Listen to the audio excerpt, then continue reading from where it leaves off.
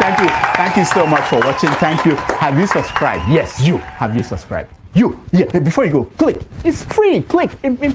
Just that's it. Have you subscribed? You're laughing. Have you subscribed? Have you subscribed? Thank you. Thank you. Thank you. Hey, madam, thank you so much. I can see you. We have to get to 100,000 subscribers. This by the end of the year. How are we going to do that if you don't subscribe? Yes, you. Yes, you're about to click off. Why? Have you subscribed? It's free. If you don't, ask your son, ask your daughter how to. Just one click. Thank you. Thank you. I see you. Aha. Thank you very much. Thank you very much. I'll see you tomorrow.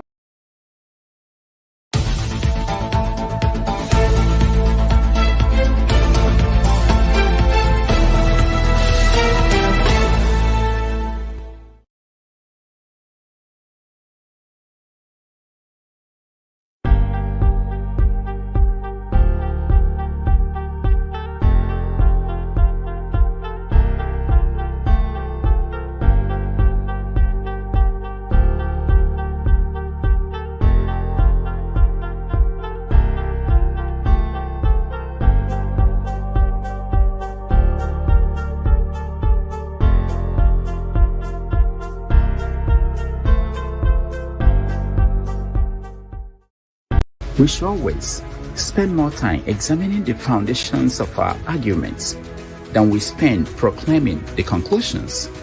The reason is simple.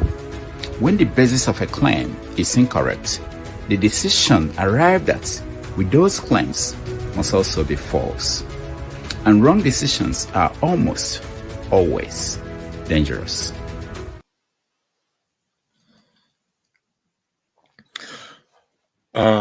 Good morning, good afternoon, good evening, depending on your geographical location. Welcome to this evening program of first broadcast for the weekend. I am your host, aka Electricity. Today's discussion will be interesting. I can assure you of that. And my fellow panelists will be joining me, so I'll bring them into the studio soon. And as you can see, the topic, separation and divorce, on the thumbnail says that the white man gave it to us. Where is that of the black man? And if you read the description, it gives you insight of what we will be talking about.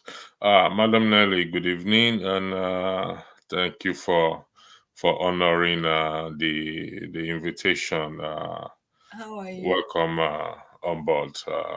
Can say one or two things before we get into full swing. The floor is yours to you to greet the viewers. Good evening, good morning, good afternoon, depending on your location.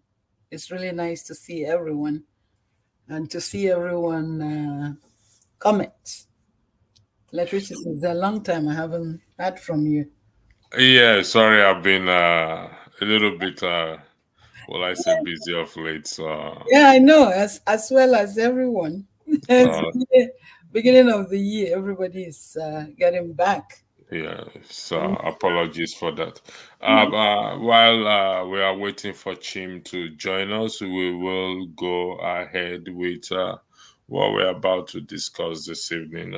Let me try to lay the foundation here, which is we are trying our best to look for a solution to our problem. And it appears, I use the word, it appears that there seems not to be any solution for us given to even the recent things that happened during the week. I believe you are up to date with the drama coming out of our great country, out of our great country, Nigeria. So the drama seems not to be coming to an end. But that aside, my fear keeps increasing every day as to if we will ever get this nation back on track. It is a fear, and I believe most people will share that fear with me, given to what is happening around there. Electricity, I'm kind of backward. I didn't know what happened, if I may ask. The recent I don't know if let me see if I have it here, and the recent discovery of money that was Oh, the Edu. yes, that's the most Okay, recent. okay, I know. I had. Okay, so and it's just one out of millions that's happening, and it becomes scary to me every day that where actually are we going to. So I'm gonna put up something here before we go into look at this statement on the screen, please. It Okay. says since sentences for evil are not carried out immediately, and there are many ways of escaping the penalty, the heart of men become fully set on running the risks of doing evil. Do you agree with that, Madam Nelly? No, I don't. Why don't you, please? I think human beings are always looking for immediate gratification, which I know that whatever evil people, I know what, at least I would say that the person making this statement, that's the way they're viewing it. But me personally, I know that people will definitely get their punishment, even though on the surface, the government is not giving it to them, and so people continue to commit atrocities. But I know that they are not going to escape. Is the punishment they will get will be even bigger and more serious than No, what. sorry. What this statement is saying is not saying that people will not get punishment either here or there, but it's talking about present now, that in the sense that because sentence or like because consequences, like we are using Yeah. Nigeria, The person is right with what yeah, they're. Yes, because I agree we, with the person. Yeah. we've not seen any consequences so far No, there's. in Nigeria, and that is why this thing keeps happening over time, and as long as so that is the best. So like I said, the foundation of this discussion is to look for solution. And if something is not working for us, then maybe we have to now think of, okay, this thing is not working for us. Let's go another direction, and Are let's we think. are we are we ready to think of a solution? That's another question. Are we really ready? Yeah, I think we are ready. I think I'm not speaking for everybody. I think I use Electricity the word is think ready. we are ready. Electricity is ready, but the Nigerian people are not ready, or human beings are not ready. Most especially we in Nigeria, we Nigerians, we're not ready.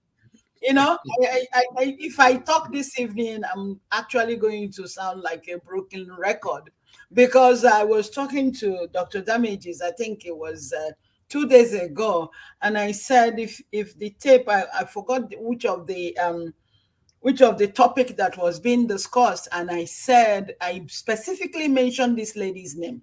I said, in those days, they always said that whenever they're doing things and a woman comes in, things get better.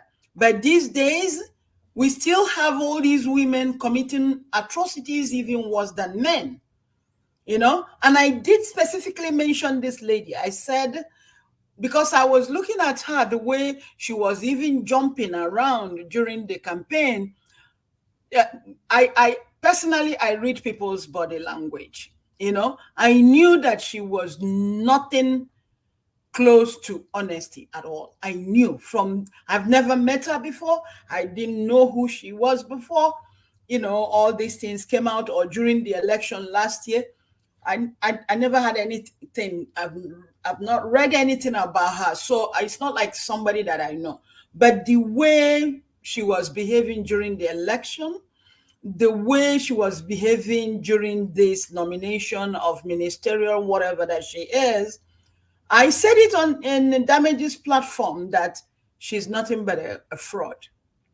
And even there was a time that, several times I watched her in Arise News.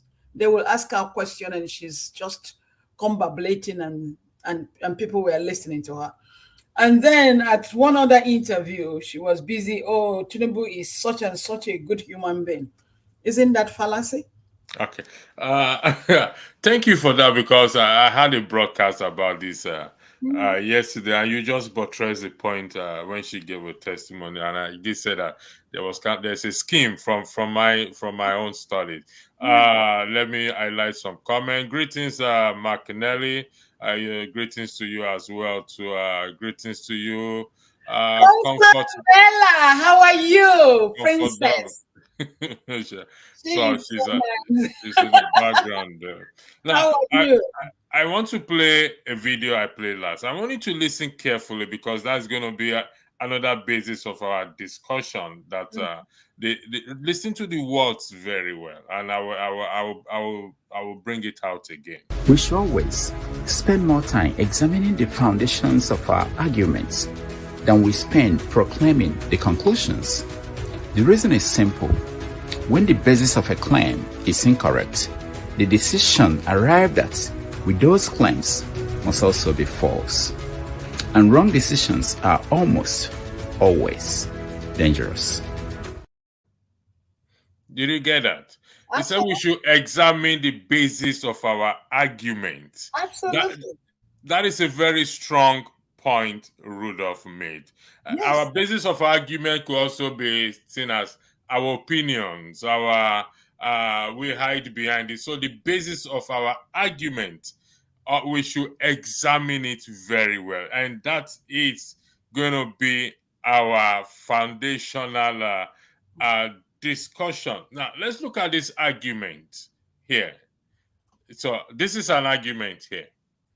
The Bible and Quran are foreign literature books given to us, and that they have not changed us, says Malcolm Omirabo. He's a lawyer and a human rights activist. Don't let us dismiss this argument, please, Madam Nelly. Just wait, please. Don't dismiss it. Don't, please. I'm appealing to you. I tend to agree with him in a way. I will explain, okay? Because it's all about we're looking for solutions here, okay? And I said, if my HP laptop is not working, and I've tried it over time it's not working, maybe I will go for what do you call this? Apple brand. Maybe Apple brand will do the work what I want to use it for. If Apple brand does not work for me, then I have to now maybe go higher than Apple brand, if there's anything like that. Okay, Apple brand what's the recommendation. So that's why I said we should not discuss this argument like the video we just watched right now. Okay, so but if we now take this argument or this quote or opinion or whatever it is, it means that we can say that it's applicable to all literature, all books, let's put it that way, because the Quran and the Bible are kind of regarded as one of the most popular religious book. So every other book equally as well. So let's, for the purpose of argument, said it is correct. Just for the purpose of argument, it is correct. The question will now be, because according to him, the claim is that the foreigners and the Arab gave the foreigners, our colonial masters, gave us the Bible. Then the Arabs or whatever it is gave the Quran, and they've not changed us. Let's agree on that, and that is why the country is where it is today. Mm-hmm. As such, begs the question I ask: where is that of the black man? Where is the book, or where is the blueprint that we need to follow to get things right back in Nigeria, first and foremost, and in the continent of what? Of Africa? Because it seems this book that they gave to us, okay, is working for them. So for some strange reason, it's not working for us. So that is the foundation of our discussion. It also means that the issue of marriage, everything that is contained in these two books or in those books are not working for us. So, Madam Nelly, the floor is yours. Thank you. I think for me, before I even begin to say anything, I do acknowledge the question that Malcolm asked, but they also, what were Africans doing before these two books came to us? What were we doing? Because you know where my answer will be going, because I have said it times and times without number, that I'm a Buddhist. And when I started chanting Nam Myoho Renge, my entire life changed. It changed also with what Rudolph just said. I have said it so many times before. If I hear something about someone, I always want to, collect more information before I make a decision about anything. I will not say that somebody is bad or somebody is wrong if I don't hear from the other side from the other person. It doesn't matter. So again, that's what Rudolph just repeated in his video. So the question that we all of us need to ask, if we really want to have a solution, what were we doing before these Bible and the Quran came to us? Because obviously we were doing something, and it was working because there were much peace then. So what were we doing? So how do we find out now? What were we doing? Because when I highlighted this, I decided to remove. When I highlighted this one, I decided to remove the quotes and the person who made the statement and where I got it from. I did that deliberately, and I will still leave it. I won't reveal it until maybe towards the end of just not to let Towards the the end cat, of the broadcast, yeah. not to let the cat out of the bag. Okay. So the question you rightly asked is, what were we doing before now that is working for us? And as such, when the Bible and the Quran came into equation, it stopped working for us. Now, many were so. What were we doing, Madam Nelly? I believe you've lived in the 50s before. I've already said it before that the Nichiren Daishonin Buddhism that I'm practicing right now, I saw many things in this Buddhism that I'm practicing now with my grandmother, whom they were calling that she will wake up in the morning, and mean she has a little shrine that she goes there, and she will use a chalk on the ground and use whiskey from a green bottle, and she will break cola. So the Igbos will call it Ogomo, and maybe if I translate it in English, it means paganism. So that's what I saw my grandmother doing. And my grandmother, with the eye of a child, my grandmother always said, do not hurt somebody else so that nothing comes to you. And that's exactly what Buddhism teaches me. It doesn't matter what electricity, as a human being, you do to me today. I will not hurt you, because when I see you, the first thing I see is a human being. Doesn't matter whether you are a governor or whatever you are. You're a human being for me first. When I learned this since I became a Buddhist. Everybody is a human being. So that's what I see. And under no circumstances will I destroy another human being. I will never do it. There's no amount of money anybody will pay me today for me to do that. And that's why I've said it in this platform or Damages platform so many times, that if Tinubu gives me any position, I will not take it. And I think you said to me that day, oh, but if you don't get inside, you're not going to be able to help. No, I will not get inside, because he will not listen to what I will say to him. And also because that Madam Nelly, can you hold on to that thought? Because actually we are going to test that argument. It's part of what we're going to test today. We're going to test that argument. Okay. You did say something about your grandmother, and the same literature book that we said is not working for us has not changed us. Is it the Bible says that you should do unto others as you want others to do unto you as well. I think this is buttressing your grandmother's saying not to do evil to one. I'm not versed in the Quran. I've never opened the Quran and read it, so I can't weigh into. But electricity, every time I talk about this, my Buddhist practice, a lot of Christianity will tell me, oh, but it's said in the Bible. But then the question that I also ask is, I know it's said in the Bible, but why is it that majority of us who then go to church or read this Bible still do evil? I mean, all the governors, all the Senate, the ministerial, all these people that are appointed, they get sworn in. And what do they lay their hands on? The same Bible. Okay, here will not be a question. Is it the fault of the Bible or the Quran? Let's say they even use the Quran, they lay their hands also on the Constitution, or they so on to uphold the. Is it the fault of these literature books or the fault of the individual because that failed to practice it? Is it the fault of the book?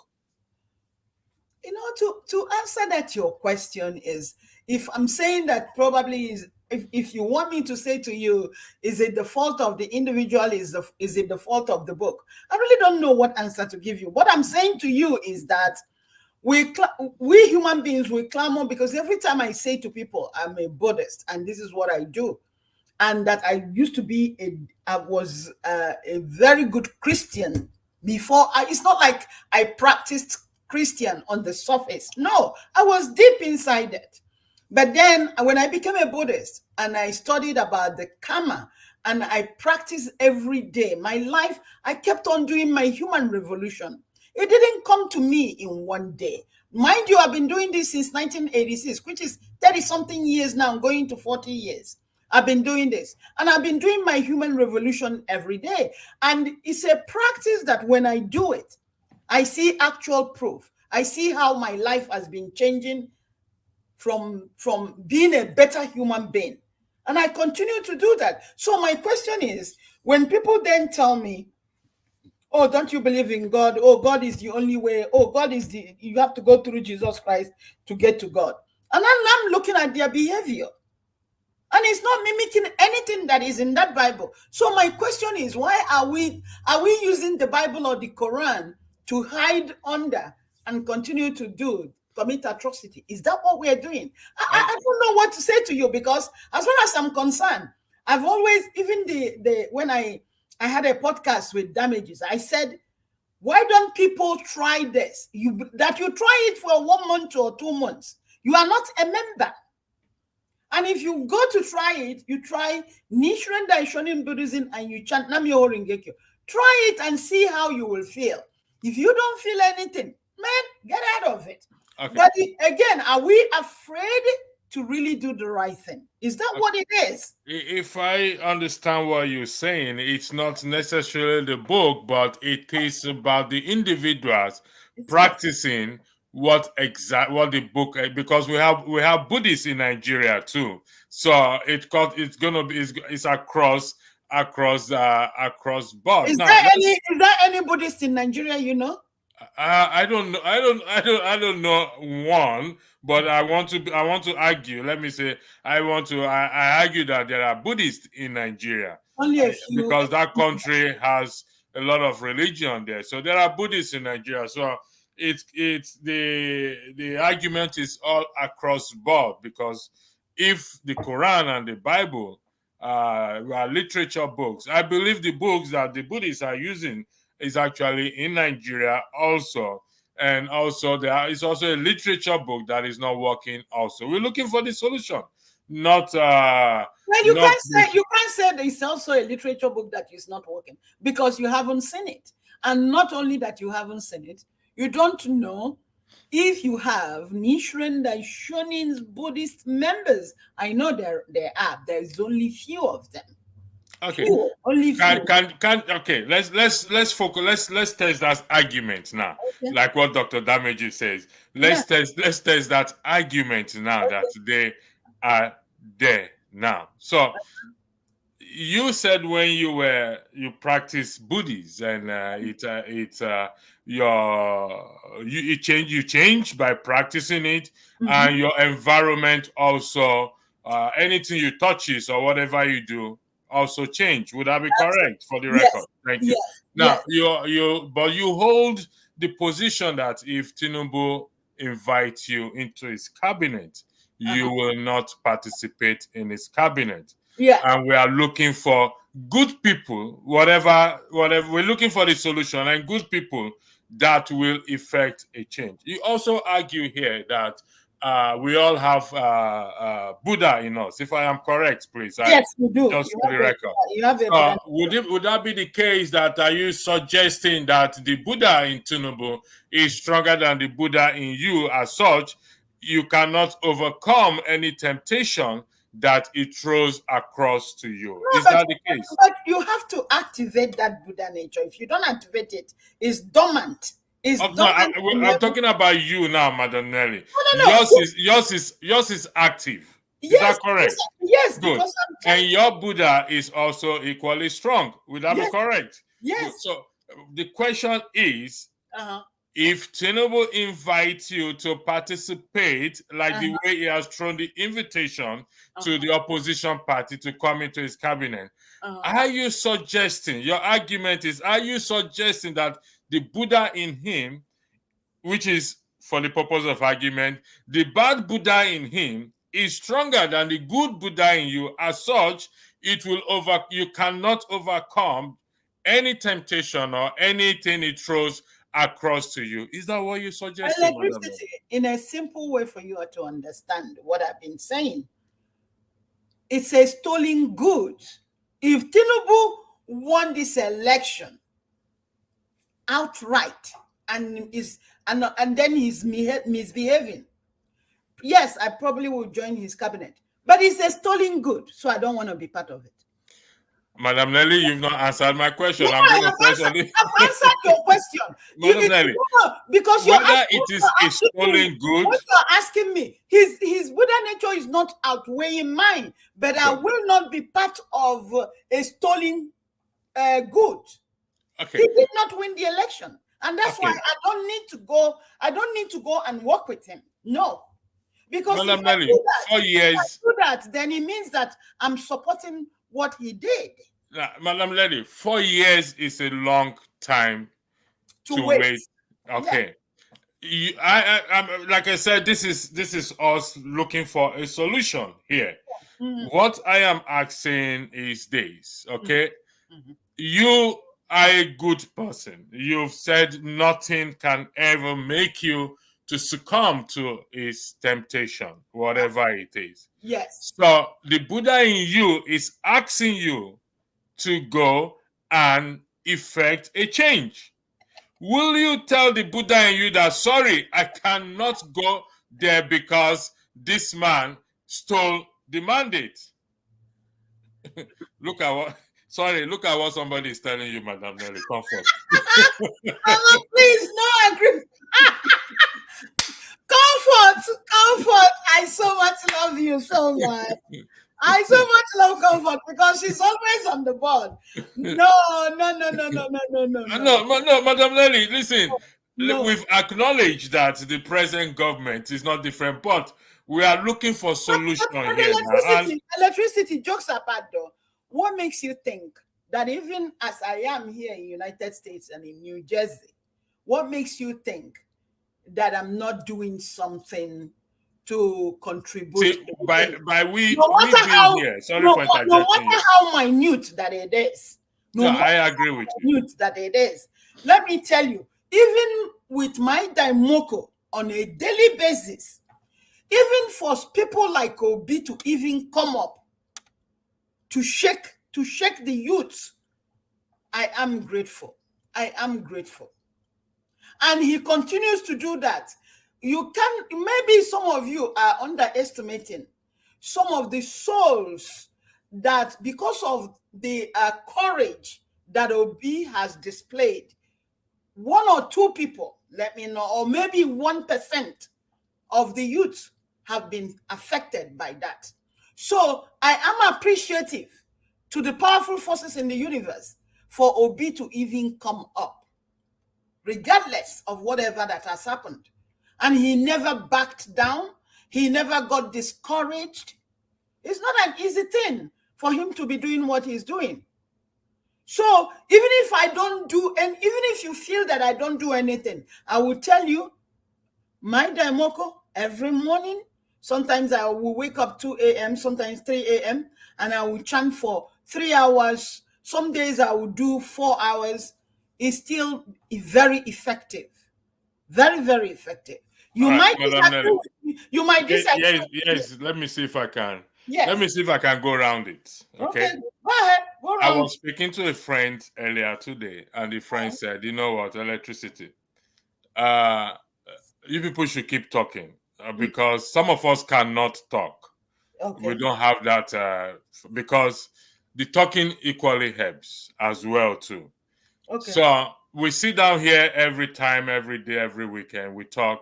It helps. There's no dispute that you like many other people are not doing something behind the scene. Yes, I agree. We know that people are doing things behind the scene. But with respect to my question, I am saying in regards to the literally inviting you, asking you the way he on the New Year's speech, the way he extended the invitation to the opposition to come together, let's work together and build the nation. Will you, given to the strong Buddha in you that can overcome anything, why don't you accept it? That's your little change that you will make, your presence will make, can go a long way to what? And I will continue to tell you no, because it's a stolen good. If Tinubu was elected by the people, then regardless of his forged certificate, his drug dealings, all those ones, forget it. But it's because it's a stolen goods. I don't know how else to explain it to you. I will not work because it's me encouraging that stealing things is a good thing. No, I will not. Because me going there, he won't even allow me to change anything. And I'm not going there to have a fixed fight with him. No, Madam Nelly, I think I will disagree with you. Okay, that he will not allow you to change anything. Yeah, you can. You can. You have every right to do that. But I'm telling you that I'm saying no on the ground that is a stolen good. Okay. Yes. In terms of he will not allow you to change anything, you have your own portfolio, your ministerial portfolio, which you can work without anything. If it does not allow you to change anything, you have that option, that choice to step away from it and say, you know what, we can't, but you've not given it a shot. That is the point. I won't give it a shot because it's a stolen goods. So how do we recover these stolen goods back? Because if I to bring to your attention, is preparing for 2027 election. Listen to me, electricity. This is why, for me, I keep trying to encourage people. Let's chant, because Tinubu did not do all these things by himself. People like Muhammadu, Professor Muhammadu, whoever, I don't know why I cannot. What's his name again? The is it not the former Yakubu Muhammadu or whatever? And then the Igbo one, Yakubu Muhammadu, the Igbo one that calls himself Okoye. All these people. If I were in Yakub's position, under no circumstances would I have done what he did. So what I'm saying to you is that the more enough people wakes up in Nigeria, then Tinubu will not have the upper hand to corrupt anybody or to ask people to do wrong, and they will do it. No. The more we all wake up. Afterwards, Yakubu Muhammadu is a Muslim. Okoye, the Okoye guy who is whether he's the next person in that INEC. I'm sure he's a Christian because he's an Igbo man, you know. So my question is that why are all these people, none of them could say no to and do the right thing. Oh, okay, look at Wike also. Look at Ababio. Why can't they stop? If Tinubu doesn't have all these people, and again, to me, I think that what happens to Tinubu is that if you want to work with Tinubu and you're not corrupt, the first thing he will do is to set you up anyway, and you get your hands dead. That is a strong allegation you're making. Yeah. Are you so? Let's. I mean, we're testing arguments. I don't know why all of them are all in this. Are all so filthy with whatever. That is worrying. That is why I say it is worrying. So we need few good people in there. For example, yourself, that strongly believe that the chanting will change you and can change. So if you are close by him, or don't let us say close by him, or he gives you a portfolio and people are walking around you and going by your chanting, do you not think it's going to change people the way it has changed you, Madam Nelly? I have to convert all of them. Pardon? I say I will have to convert all of my staff. But so why don't you accept the invitation? Electricity, why are you not getting my point? I'm telling you that the biggest elephant in the room here now is doing good. He did not win the election. If he had won the election, this our topic could have taken a different stand now. He did not win the election, so I'm not going to support, because then I'm sending a message to the younger ones. You can steal things and still get things right. No, it's not right. It's not right. I'm not going to be part of it. Okay, let me highlight this comment. Nelly said, change could start for 2027 if people start asking for structural change in INEC. So civil society, opposition party thanks the first start for a better election, which I 100% agree. Absolutely. However, but how are we going to get there, though? No, we'll get there. We agree with this. Yeah. But what I am saying is this, what I'm curious about is this, that we abandon this government, regardless of how we feel. He stole the election, whatever it is, and we have opportunity to go in there. Let's say the opportunity is given to us. Those of us that says we have that strong character, we're not going to get corrupted. Are we saying that we cannot work in this government and still make impact, or we will be corrupted? That is where I'm trying to get to. Well, and I will keep on repeating myself. Nobody will ever corrupt me, but I will not work with somebody that stole something. I won't. So let's go back to the things that work with us, that work for us. Okay. Outside. So because we need to start to implement those things, or we have to include those things into our society, back into our society that was abandoned before the Bible and Quran was given to us. We're taking all argument here, even though, like we've said, that we're hiding under the book. I mean, behind the book. Not that the literature books are the issue, but like I said, we're testing all arguments here, like Dr. Rudolph rightly said. So, what are the things that we were doing, or the thing we were doing then, in all aspects, in administration, in relationship, in everything, that were working for us, and we abandoned, so that we can go back to them and start to push for them, even into the system. The floor is yours, Madam Nelly. Thank you. You know that sometimes you must understand that, and I'm going to use the eye of a child. What I'm seeing, I never saw my grandmother lock the gate in the building in the house where we were living, and nobody comes in there to steal anything. These days, you can't even keep your door open. I mean, there were human to human touch. In those days, people can tell you the truth. People have much of it. I'm not saying that even in that era, there wasn't things that were bad, but it was not as bad as what we have right now. It's like we are just walking around. You barely could trust anybody. Sometimes you can't even trust your own child. Talk less more of somebody from the outside.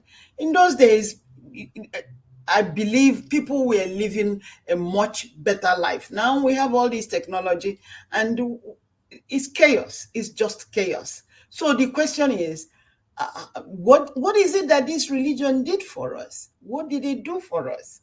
That's what I'm saying. What did it do for us? Like this, if I'm speaking to maybe, let's say I come across 10 Nigerians in this New Jersey. Every time I open my mouth, they will tell me, oh, what do you believe in God? And then their wives, sometimes they will tell me, oh, can you come to our fellowship? I say, for what? I ask them, for what? I've tried. I've attended maybe 5-6 times to a fellowship. I go there and I sit down and I'm listening to them. I'm watching them. I'm really watching them. And then they finish. And sometimes I watch some of them, they keep malice. And I say to myself, but you keep bothering me. Come to fellowship.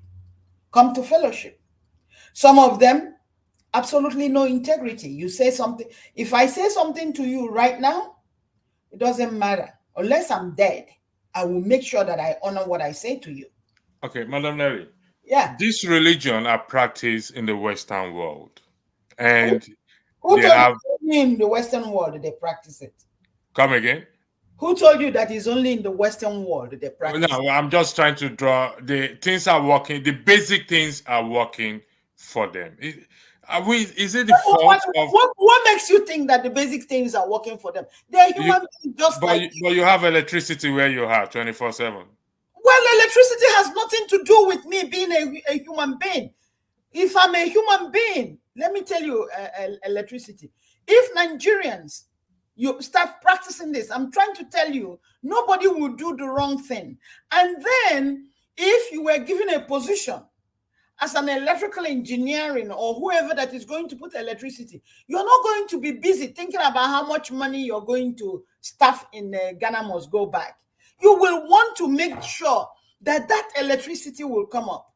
And because the people that you will help with this electricity, the blessings that they will be giving you, they will not write you email directly. But in their various places, when this light came up, the blessings that they will be sending you, the universe will collect all of it and bring it into your life. But what we have today is that anytime you meet somebody from Africa, not just only in Nigeria, and you're talking to them, the first thing that comes to their mind, how am I going to cheat you? How will I make money? That's the first thing. Nobody thinks about delivering a good job. The money is the first thing that we are thinking about. Even if you're working, if we are doing business, when somebody comes to your business, even if you know that what they are trying to buy, maybe I know that people ship things from Nigeria, and by the time it gets here, what if it spoils? Are you going to remove them, or will you deliberately sell it to somebody, knowing that this thing is not good anymore? Do I want you to lose? You're a businessman. Do I want you to lose? Not really. But then you have to make sure that you calculate how many people comes to your store and who asks for these goods and these goods, so that when you go to order, you order at a minimum size, so that you will be able to sell all of it. And or even if you didn't sell all of it, whatever that is going to spoil will not be a lot for you to lose. Because I want you as a businessman to also make your money. But we don't think about that. We think about the money first. If I come in with my profession as a patient, your life is more important to me. Forget about the goddamn dollar. And I'm not saying, because I don't want people to say, oh, is she saying that she doesn't want money? I have to pay my bills. But I went to school because I want to see you safe. And if I'm not going to do a mediocre job. I must make sure that whatever I have to do for you to get healthy, I will do that. Whatever position that I'm holding, if I have to advocate for you, I will make sure that I advocate for you and tell you, well, if you don't understand what the surgeon is saying about your health, you need to, I will go and get that surgeon myself and say, please come back, explain this very well to this grandma or to this grandpa. I will never close my eyes just because I want to walk around. No. Again, becoming a Buddhist focuses me on all these things. I'm not saying to you that I'm better than you, but I'm saying to you that even since 1986 that I started this practice, I did a whole lot of human revolution with my life. And I'm still doing it. I'm still doing it. Money is not my focus first. You are a human being. I will not even be around where people are planning to do wrong to you. I will not. No matter what you have done, I will say, let's dialogue, let's talk. But I will not remove any of your organs and use it in a fetish way so I can make money. For what? What am I doing with the money? Or to be a famous person? I don't need it. Okay. Madam Nelly, the point you highlighted is still why I am still pushing you. Okay. And being on your neck, that with such a person like you, we don't need you outside, we need you inside. You may, yeah. We don't need you outside. For a person like Peter Obi, we don't need him outside, we need him inside. The good people are needed inside, because it is from inside we can start to bring this change to the outside. I know those of us outside also we have a responsibility as well too towards this change. But for those of you inside, the good people inside will help those outside to make this change happen. And I also agree that we all have to do our human revolution, regardless of what religion. Regardless of what religion you're in. We are aligned to. We have to do this human revolution.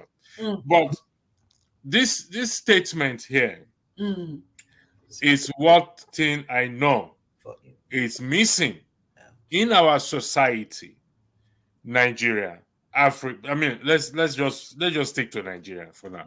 Let's leave Africa for that out of the equation now, because we are dealing with Nigeria.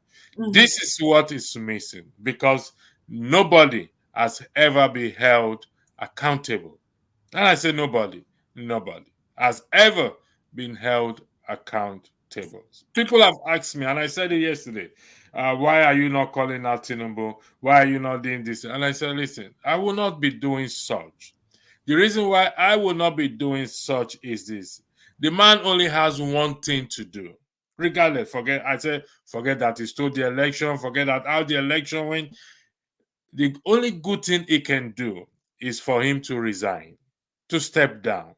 And that's why I don't speak, because no matter what, the environment, the people surrounding him, nothing good is coming out, has ever come out. I mean, it's a shame that we're treading this path. And this quote here is taken from the Bible, Ecclesiastes chapter 8, verse 11. You see, that is why I said I don't want to mention it. If Malcolm is here, he will agree with this statement, because he's a lawyer. He's a lawyer. So it is not the book that is the problem, or the books that are the problem. It is the individual who have refused to what that word you use, human revolution, allow the book or practice the dictate of the book. And if nothing is happening, let's go back to when things are okay with us. Let's forget that, because we keep blaming the white man for our problem. And I don't understand. This thing it annoys me every time. Okay, Electricity, can you please tell me how you are expecting any accountability from Tinubu? Why will you get any accountability from him when you don't? I don't know why you're not in this. If you're doing wrong, how can you correct somebody else who is also doing wrong? Yes, all these people are under Tinubu, but tell me how Tinubu will have the guts to tell them, don't do something bad. When that is the problem. He can't tell them. He can't tell them. No, I agree with you on that. You're coming back to the same thing that I'm saying. That is a stolen goods. And so you are not expecting anything good to come out of it. Because he cannot correct something that he himself has done worse. How can you tell somebody, please don't cheat in an exam, when you yourself, all you have is first degrees? You cannot say that to somebody. You can't. So there's no way we are expecting Tinubu to be accountable of anything or whoever that he appoints. That's why I said to you, for him to appoint people, if that person is good and they still want that person, they have to implicate that person. So the person will not have any way to say anything. All right. If they want you in their team, they will implicate you. You have some dirty skeletons in your bag that will make you to shut the heck up. Okay. Mr. Agio, sorry, apologies for not pronouncing your name very well. Stay with Omasala. Stay with Omashola, I know that one. That is Omashola. I can pronounce. Is the first name I was trying to pronounce. Thanks for joining us. I believe you've been following the conversation. I'm not sure. So we're gonna give you the floor to weigh in into the conversation, please. Thank you. You're muted. Can you unmute yourself, please? Can you hear me now? Yeah, we can hear you. Thank you. I just stumbled into it and I joined just now. And then Nelly caught my heart. An average Nigerian is a thief. And why I say that is one thing she said, which when she said it, it reminded of my father many years back. When you come to Nigeria, he schooled in the UK.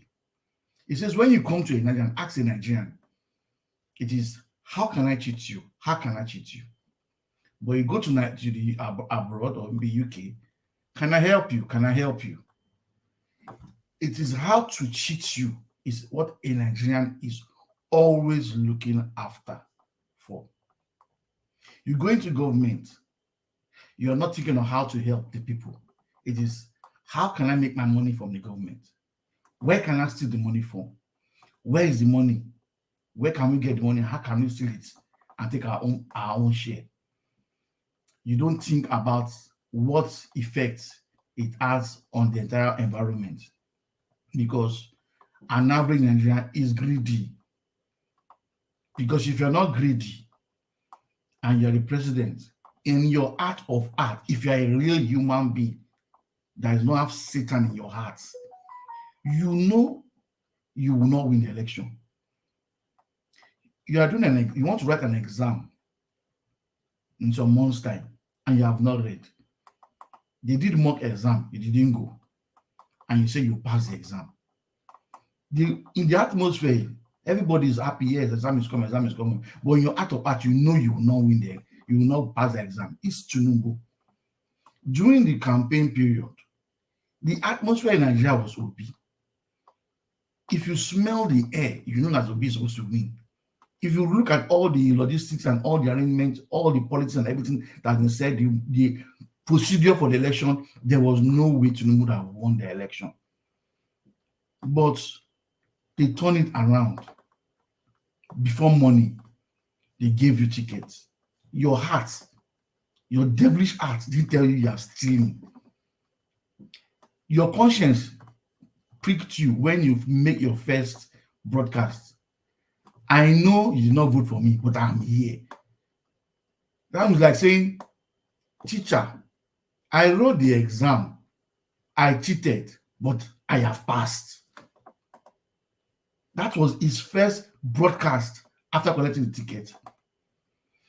Just to let you know that Nigerian politicians don't care about you and I. How they get there is their own business. We talk about electricity. Is it not a shame I can remember my uncle that left Nigeria when I think I was 10. Every evening, you are outside waiting for NEPA to bring the lights. Generators blaring everywhere.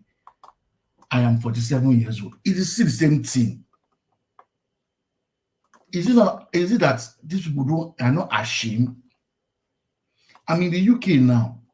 I have moved here. Do you know I moved into this place, and anytime I'm watching TV and the TV blinks, my daughter will laugh at me because I thought they've taken the lights.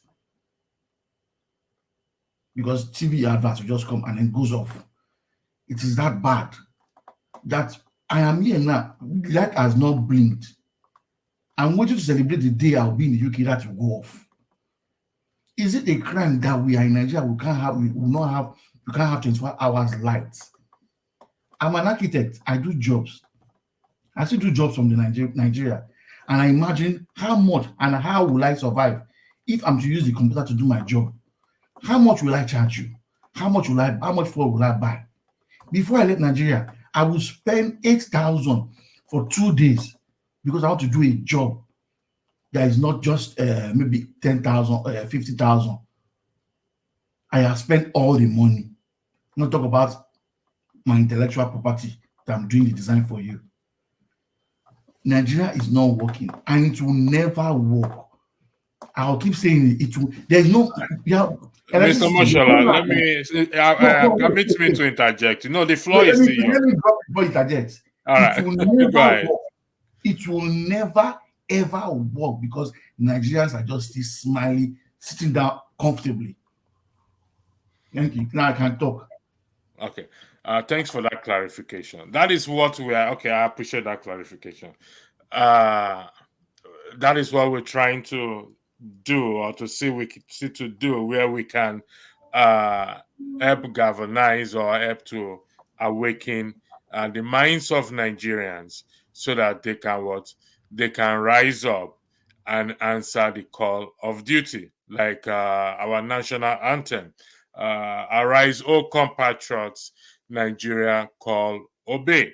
Our national anthem is now on focus, in our focus right now, because let's look at the lyrics there. "Arise, O compatriots, Nigeria call obey." The call now is for change, and it's for us to arise. We are not sure if the person or those who drafted the national anthem knew we were going to be in this position today. So it's time for us to rise, and that is the message. Everything you said is acknowledged. We said, particularly electricity. I have to say it's very annoying. There's nothing as annoying as that. I mean, the guy that my friend that does my graphic work for me is in Nigeria, and I feel for him because sometimes his battery is 2%. His laptop is giving him problem, and we're always behind time to get some things across to me.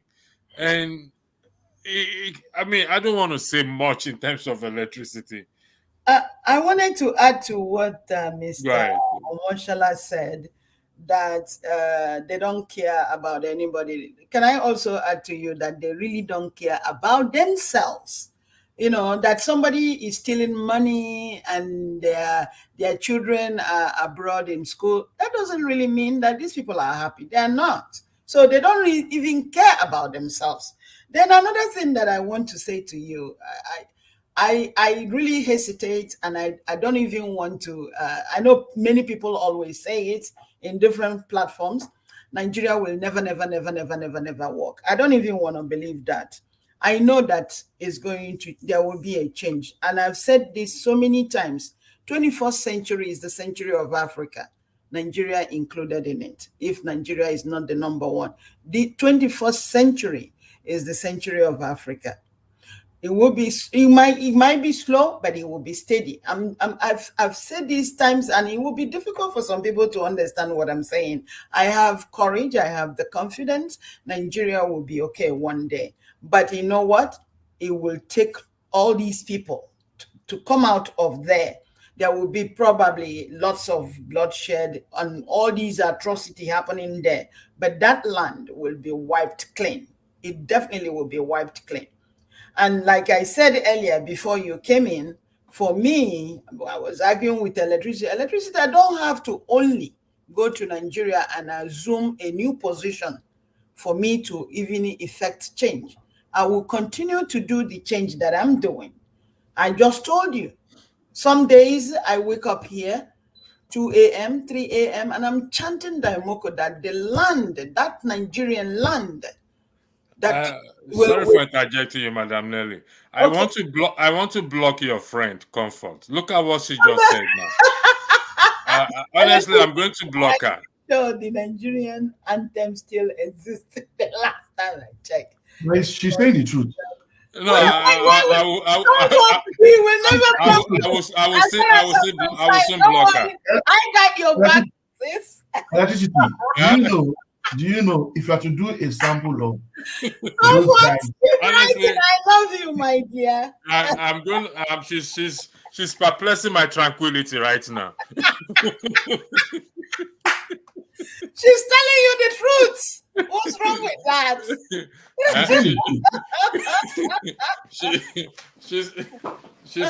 She's perplexing my tranquility on this platform right now, and I'm really serious. KJ, yeah, do you know in the Is that KJ?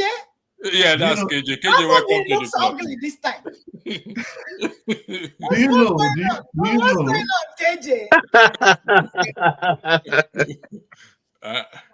It's not I'm actually I'm already dressed down to sleep. But you guys are making such an interesting discussion that I just needed to jump in. Oh, okay. Yeah. Okay, KJ, welcome. We'll give the floor to you, then we'll go around again. We'll go to the next topic. Go ahead, KJ. Thank you so much. I've listened to all of you, and I agree with majority of what you have said. The only part I seem to be struggling with is the part that she talked about the religion of the old. And sometimes we seem to misunderstand that the Christian Bible, as they call it now, was not actually written by the Europeans. This Bible was first written in Ethiopia, almost 500 years before, 100 years before the coming of Christianity. And it was eventually stolen, just like everything was stolen from us, and then changed to what it is. So if you get to read the original translation from the Ethiopian writers and already the one compiled in Ethiopia, you may get a different interpretations, to which now God himself is trying to restore some of those things. And so it becomes a little bit different except you go to the original language of the Bible, and you find out that a lot of things have been changed by those who chose to either rewrite for their own purpose or just to make money out of it. So you find out a lot of things, in language and in meaning have been changed. Okay, having said that, and I quite agree with you, Ma, and on the practice of the old. The Igbos have always had a way of protecting themselves and their communities. Even in my community, up to this moment, we still have some. They call it Arundizogo. In other words, it is what protects the people. Though those people who used to pay home or rather attend to it are no longer living because they've all grown old and probably passed on. However, we recognize that there's a traditional way of protecting people in the old. And I haven't said that. I want to also say that, you see, God is a God of different dispensations. He deals with us in each of our dispensation, and he deals with you by the knowledge by which you come across. For instance, I interviewed a woman once who died and came back, and she used to she lived in Benin Republic at that time. One of the few interviews I've done, in my years of practice, and the story she told me was quite different from what the Bible narrates. And then when I began to pray about it, what I got in my spirit, because I had to say the Lord told me, what I got in my spirit was that God dealt with her based on what she knew. because she said she died and she went to a very beautiful place where people were lined up and all of them were trying to access the gate. And when they get there, she speaks French. So she said, when they get there, they ask them for their laissez-passer. You know what they print, the voice of papers. And most of them will present their papers. Some of them will be turned back and pointed away. Some will be allowed to pass through. And when it got to her turn, she was asked to present her paper, which she presented. And the man looked at her and said, "You're not supposed to be here. Your paper is not complete. Go back." And so she insisted that she wasn't going to go back. That how can she see this place and go back? That this place, she must have to enter inside. Eventually, 3 days later or thereabouts, after she had been put into the coffin, she woke up and started banging on the coffin, and it was opened, and she came out. It was a big issue because in their village, once you've been put in the coffin, you don't have to come out again. You must die. That die must die it. So it was believed that people are going to die because she woke up, but nothing happened. Why am I telling this story? I think that God deals with us at different levels, depending on what we know or did not know. KJ, let's look. Yes, Did you see what is on the screen there? That is the argument we are testing. We're looking for a change. What is I going to know. work for us? I know. I'm coming. The argument has been the case that the white man gave us so. So Yes, if it's not working for us, where is the blueprint that the black man has that we have to follow to use and things to start working for us? the thing is, let me tell you, the thing is, even in the days before things seemed to be working, when we were still in the olden days, we still have elders who collected bribe. Not all the elders were good elders, and people knew those ones who collect bribe. And when they get up to speak in the public, people don't always allow them to make contributions and the villages don't send them to go and represent the village because they know that they will go there and sell out. The question we should be asking ourselves is, are we the only colonized people who the white man came to give a literature? No. Are we the only people? Thank you for that. Thank you for that good question. Are we the only people who other lifestyle and ways of life have come to mix up with? The question is no. How come the Indians, when they leave India, even in America, India still wears their traditional clothes and all that, and still worship the way they want to worship? The question is simply that we as a people have refused to call a spade a spade. Instead, we have now become more prone to accepting that this is the will of God, even though you understand let me put it this way. I don't want to blame the church. Okay, you know why I don't want to blame the book? Why I don't want to blame the religious distance? Because religion or Christianity itself is not a practice of perfect people. People we are going to see are not perfect. The pastors are not perfect. The leaders are not perfect. The members are not perfect. They are coming from a society that already been brainwashed or bastardized or things gone wrong. And so consequently, remember, and I want to, this is why I was talking about the people of the old. In those days when we were growing up, you did not go take somebody something, because I give an example. There was a man in our community, if you go plug his mango and he didn't give you permission, the bees will follow you to your house. The bees will keep biting you. So because these people have a way of dealing with issues, they settle it there and there. It doesn't go beyond there. But we Christians seem to think God is very patient. And so we put our hands on the Bible and take the oath and go to do the different thing. And so when people are called to the position of authority, they go and do a different thing. The other time we had this certain kind of debate in Woodruff platform, and I said something very interesting. I said there are different levels of Christianity. There are different levels of sonship in God. Some are just the napios, which means that you are just a child. And those children are the ones who get positions. I can give you a quick example. You see what's going on, playing out now in Nigeria. The lady who gave a testimony in 2 different churches, how God has helped her to become minister. 2 days later, we are now seeing that she has become scandalous. Okay, so those are people who didn't really know the purpose of being where they have been put. And when a purpose is not known, abuse is definitely inevitable. We have totally accepted that people can do bad and get away with it. We have totally accepted that a big man who is in the government using the money of the people to develop himself and his children is accepted, and we will worship or we will praise them and give them chieftaincy title. The moment we have a mass, when I mean mass, I mean more people willing to call them off their bluff, we will go further away.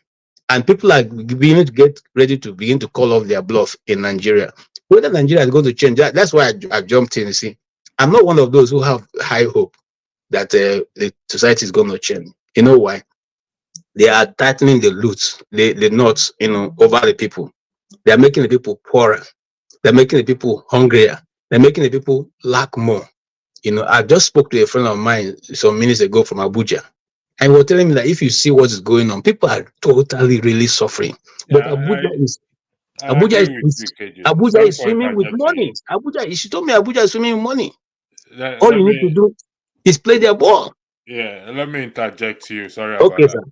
Yeah.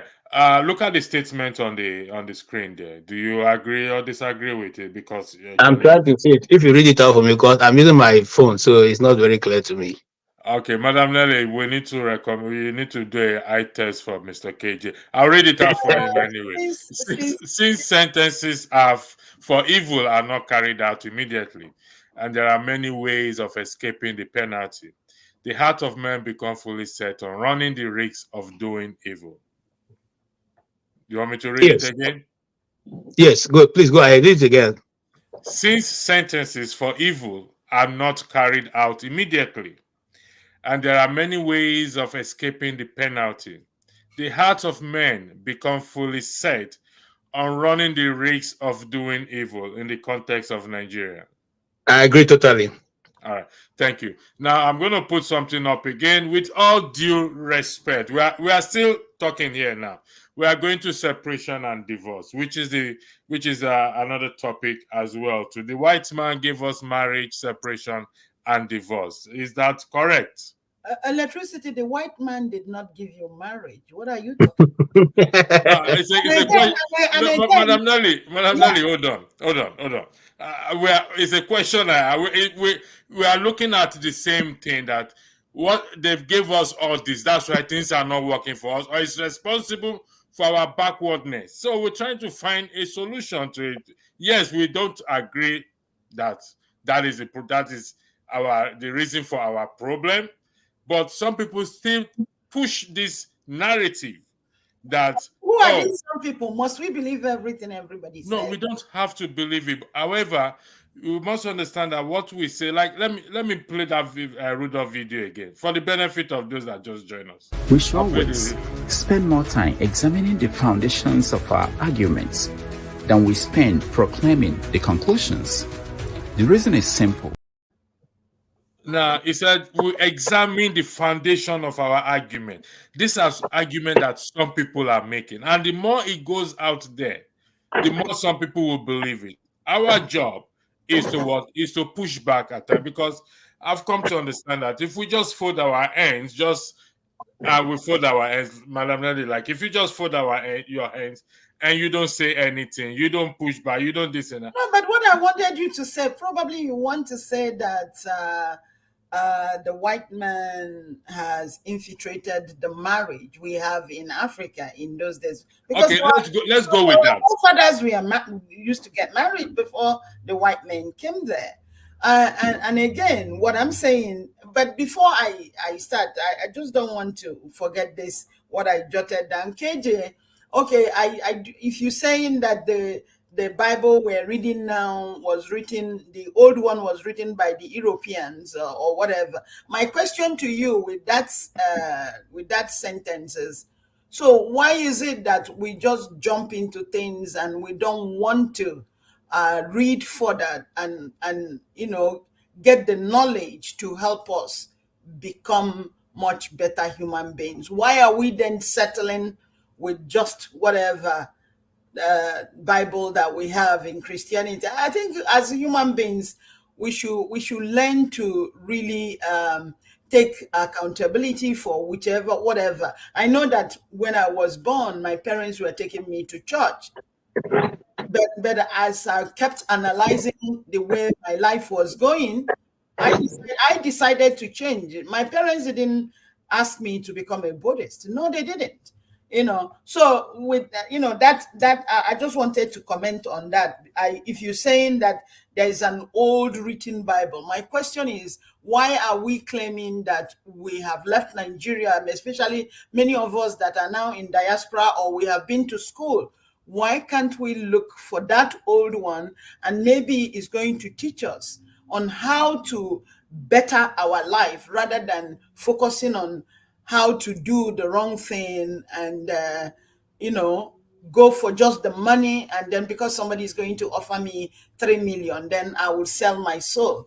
I think we should just read that, then look for something and do make our lives better. That's how I'm going to. We will come to. We will hold a discussion on that. But also what you're saying about the marriage. Hold on 1 second, Madam Nelly. This is what you just said. Am I correct? So that I can correct it. If the white infiltrated into our marriage. Marriage. Yeah, you can say that, but they didn't bring marriage for us. Okay. So the question is, how did they infiltrate? What does our marriage look like, and how did they infiltrate into it? When I believe in those days, when people get married, they get married for a purpose. These days, I don't think people just get married for a purpose. Like I said in your previous show, I said whenever anybody is ready to get married, whether you're a man or a woman, you need to have a list. What is it that you're looking for in a partner? What are you looking for? What you're looking for is not what I'm looking for. And again, even I always use myself as an example. I've been single since 1989. I'm not going to be forced because I've been single since 1989. Then every Tom, Dick, and Harry that comes my way, I will say yes. For what? No, because I want to be a happy human being. I want to, whoever that I'm going to end up to be with, I want to be happy with that person.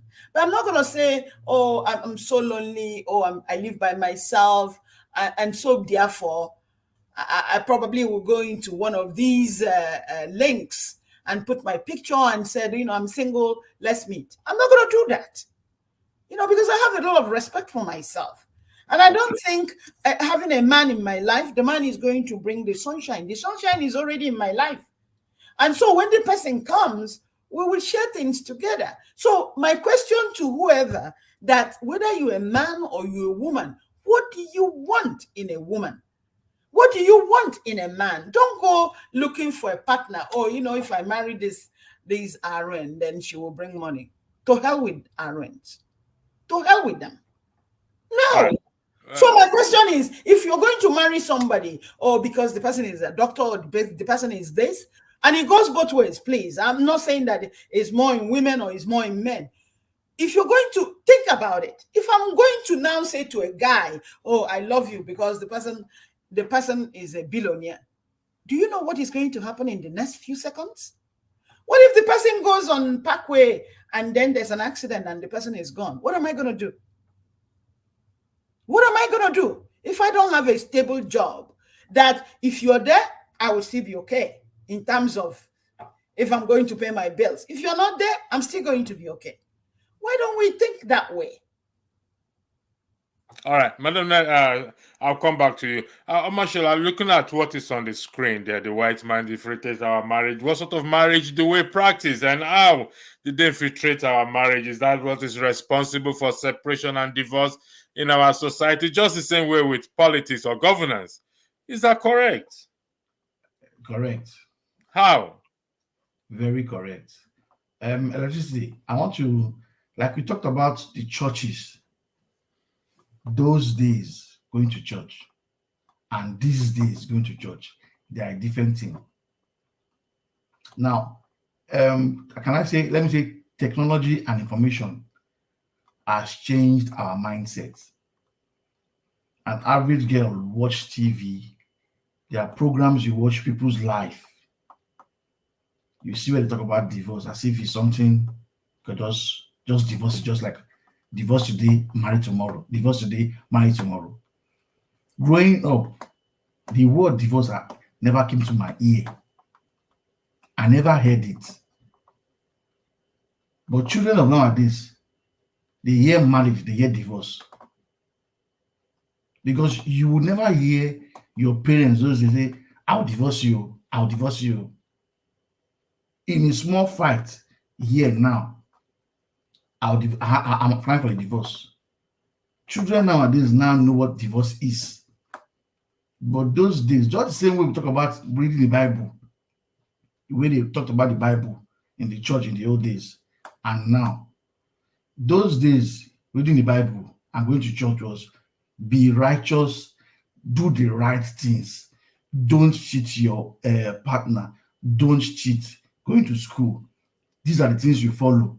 But now, you go to church, it is prosperity. You want to make money, and how you make the money is not their business. The major thing is just make money. And that's why a pastor will tell you, this week is your week. Miracle money is coming your way, and it's not working. The man you are telling all these things doesn't have a job. He doesn't even have a CV he wants to represent anywhere. He has even lost hope of working. These are part of things like disturbing the country, disturbing everybody, because, and when we want to say and give an excuse, we say it's the white man. The white man is there in his country. He didn't beg you to come and meet him there. He didn't beg him to watch his program. Those days growing up, we watched Tales by Moonlight. Which child watched Tales by Moonlight now in Nigeria? It is the white man's program. Sorry for interjection. They must have light. They must have electricity now to No, watch leave electricity out of it. The fact that you have the generator, you plug the generator, the child wants to watch TV. He's watching a white man's program.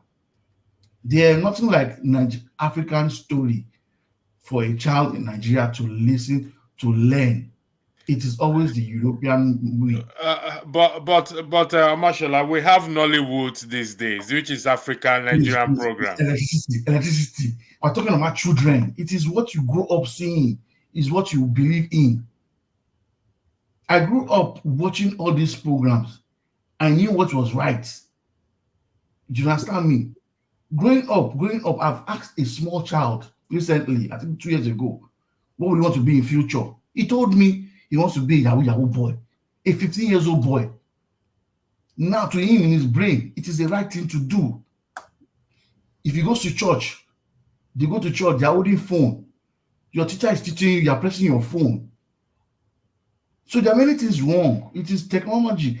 Technology didn't help in Africa. It is destroying us more. You go to a gathering where you're supposed to be discussing people. You go to a party where people are talking, discussing, and socializing. It is phone everybody's pressing. But you don't get to learn. But Mashallah, is it the fault of the phone? Because, I mean, you said technology hasn't helped us in Africa. I mean, many would disagree. I would disagree with you in that sense. You disagree. You know what I'm saying? You disagree. Where we're supposed to use technology to better ourselves, we have not used it. Okay. Now, if we have technology, we have phones, we have games, we have videos. Tell me any African story that a child can just pick up on a smartphone or watch on YouTube and be clinged to. Apart from, I think there's one program my child is always talking about, one Bible book. African stories that they have not heard. Do you understand what I'm saying? Yeah, I get what you're saying. The generation now in Nigeria has changed. It is the way of the white man they are thinking of now. Omoshola, please, I'm also agreeing with what you're saying, but from listening to you, all you have just done for me is highlight the problem. Please follow it up with what is the solution there? Yeah, because let me give you some of the solutions. One, majority of the churches in Nigeria, I'm using Nigeria because that's what I know more about. Nigerian pastors are the problem. Nigerian imam are the problem. So why do we still go to that church? Because Nigerians go to church because they say you must go to church. As I'm talking to you right now, I have stopped going to church. Because you go to church, you want to listen to a pastor talk to you. And then he's not telling you what you want to hear. It is always, there's a miracle somewhere. Do this. You will never see them talk about, don't do the wrong things. Are you telling me the pastors in Nigeria didn't see the elections? Are you telling me if they are all sincere and go against this government, things won't change?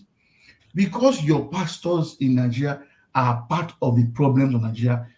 That's one of the reasons I said Nigeria can never change. Because we listen to them every Sunday. They brainwash you every Sunday. You go there and listen to them. Going to church those days as a small child, I'm a Baptist. I grew up as a Baptist. And as a child, I have different programs during the week as a child. Fridays, I go for Royal Ambassadors meeting. We read the Bible. It's more like Boy Scouts. The girls have their own. Teenagers have their own on Saturdays. Ask me, how many churches have those kind of things again? The children go to church only on Sunday. Well, because the generation of Nigerians now are not learning anything good. They are not learning anything good. You listen to Nigerian news, there's nothing good you listen to on Nigeria about terrible stories. That is why you can see a small child thinking of killing his mother or using his mother for ritual money. Okay. Amashola, in terms of KJ, before I come to you, in terms of going to church and reading the Bible or teaching the Bible, parents have responsibility, okay, to teach their children, or to guide their children in all aspects of the scripture, not just in the church. Deuteronomy chapter 5 or 6 says that talk about it on the street, on the bed, wherever you are, talk about it. So we can't put it on. You see, as adults also, we have responsibility. For example, you made a choice to join this broadcast. You also have a choice if you know that where you are going to fellowship, it's not doing you good. You have that try to exercise that choice not to go there again. Would that be correct? Yes. Okay, so we cannot really put it. I can agree the role of some pastors. We don't. I can agree with you on that because let me give an example. Sorry, KJ, I'll come to you. I was listening to a program today, and where the man said he was talking about Samson, and Samson. There are three laws that the Nazarenes are meant to keep, which is incorrect. There are about 11 laws. But he mentioned one that Samson killed a lion. And one of the law is he should not come close to a dead body. So Samson violated the laws of the Nazarene. That is also incorrect. I was forced to go to the scripture to check it. Not coming to a dead body is in terms of human beings, human beings, not animals. Animals. We have the responsibility to check things. That is our you are the listener, you are the recipient. So you have that responsibility to go back and check if these things are actually correct. Like we are doing this broadcast now. Some people are on the platform, some people are watching us. They are going to fact check everything we are saying to know if you are telling the truth or not. Some people are, like Comfort in the comment section. She said the Nigerian national anthem is not what is in. The thing now, it is on your mandate we stand. So whether she's right or not, we don't know. So KJ, sorry. Let me add to what you're saying. Right. Now, electricity. I can believe all of us here now speaking on this channel are almost the same generation. Do you get me? Now, back those days growing up and reminding of the back old days in Nigeria, and then now, parents of nowadays are chasing after money. And I can't blame them. The pressure is too much. My parents will go to work and come back at the normal time. You get to time to see them, you talk, gist. You get me? There was control over the amount of TV you watch. But now, your parents are not always around because they are busy chasing money. And then they get you busy with TV. You have DSTV to watch. Nobody controls what you watch. You have phones. Nobody's controlling what you check on the phone. These are the things that is affecting our psyche. And that's why when a child grows up, it's not about that age to get married. He's fantasizing about things he's seen in TV, the kind of man he wants, you understand? Which is not real. That's why we have the fake life majority of them live. Be yourself is not part of what most of them do in Nigeria. So you tend up to like pretend, and then when you get to the marriage, you see something else. And the next thing is, of course, I can get a divorce. Okay. So they usually get divorces left and right. This issue of marriage and divorce, honestly, I want us to dwell on it a lot. For I don't know, I actually schedule the broadcast for 2 hours. We'll probably go more than that because there are a lot of factors that often lead to divorce. So we must not, don't let us throw a blanket on it that it is completely out of place. So let's just say it's not completely out of place. But before we come to that point, okay, every other resolution to resolve this issue on ground, we have to do it before it's a final destination. Okay, so KJ, the floor is yours based on what I highlighted here. You are an ancient person. You live before every one of us. So you will understand what sort of marriage we practice before the white man infiltrate into our marriage. Because we are blaming them for all our backwardness in everything. So I really don't understand. I don't know when we'll ever have our own blueprint and start blaming other people. If what they give to you, KJ, is not working, are you not supposed to leave it and go and do your own thing and continue to blame them? The floor is yours. Okay. Okay. Thank you for for giving me an ancient name. I didn't know. I didn't know I'm that ancient. However, on a more serious note, you see, well, those days, there used to be one song. I didn't grow up in the East, but when we go for holidays, I hear, all the people who are in the village singing that for young girls who were around at that time. Chingom, sweet, only maybe sumabo, simply meaning that chingom and sweet, come and chop chingom, come and chop sweet, they destroy young girls. So don't follow those people who have come from outside that you want to go and eat chingom and sweet. What is actually destroying our marriages? Sorry, KJ, I apologize for interjecting. Just give me 1 second. I need to highlight something. I'll come back to you. Hold down your thought, please. I apologize for that. Someone asked a question. Are kids supposed to fact check a preacher? I did state earlier that as parents, we have responsibility to what? To guide our children. I think so. I think Marshall and everybody mentioned it here. Kids cannot fact check the preacher, but you have a responsibility to ask your child, what did he or she learn in church today? Because you guys went to the same church, except your child. When we mean child, we may maybe not attained the age of 18 or 19. So you need to ask. It is your responsibility. Just like parents, when a child bring in something that doesn't belong to them or is a strange thing in the house there, won't you ask the child, where did you get this thing from? Where did you bring it from? Who owns it? Who gave it to you? Thank you, KJ. I apologize for that, KJ. The floor is yours. Okay, thank you.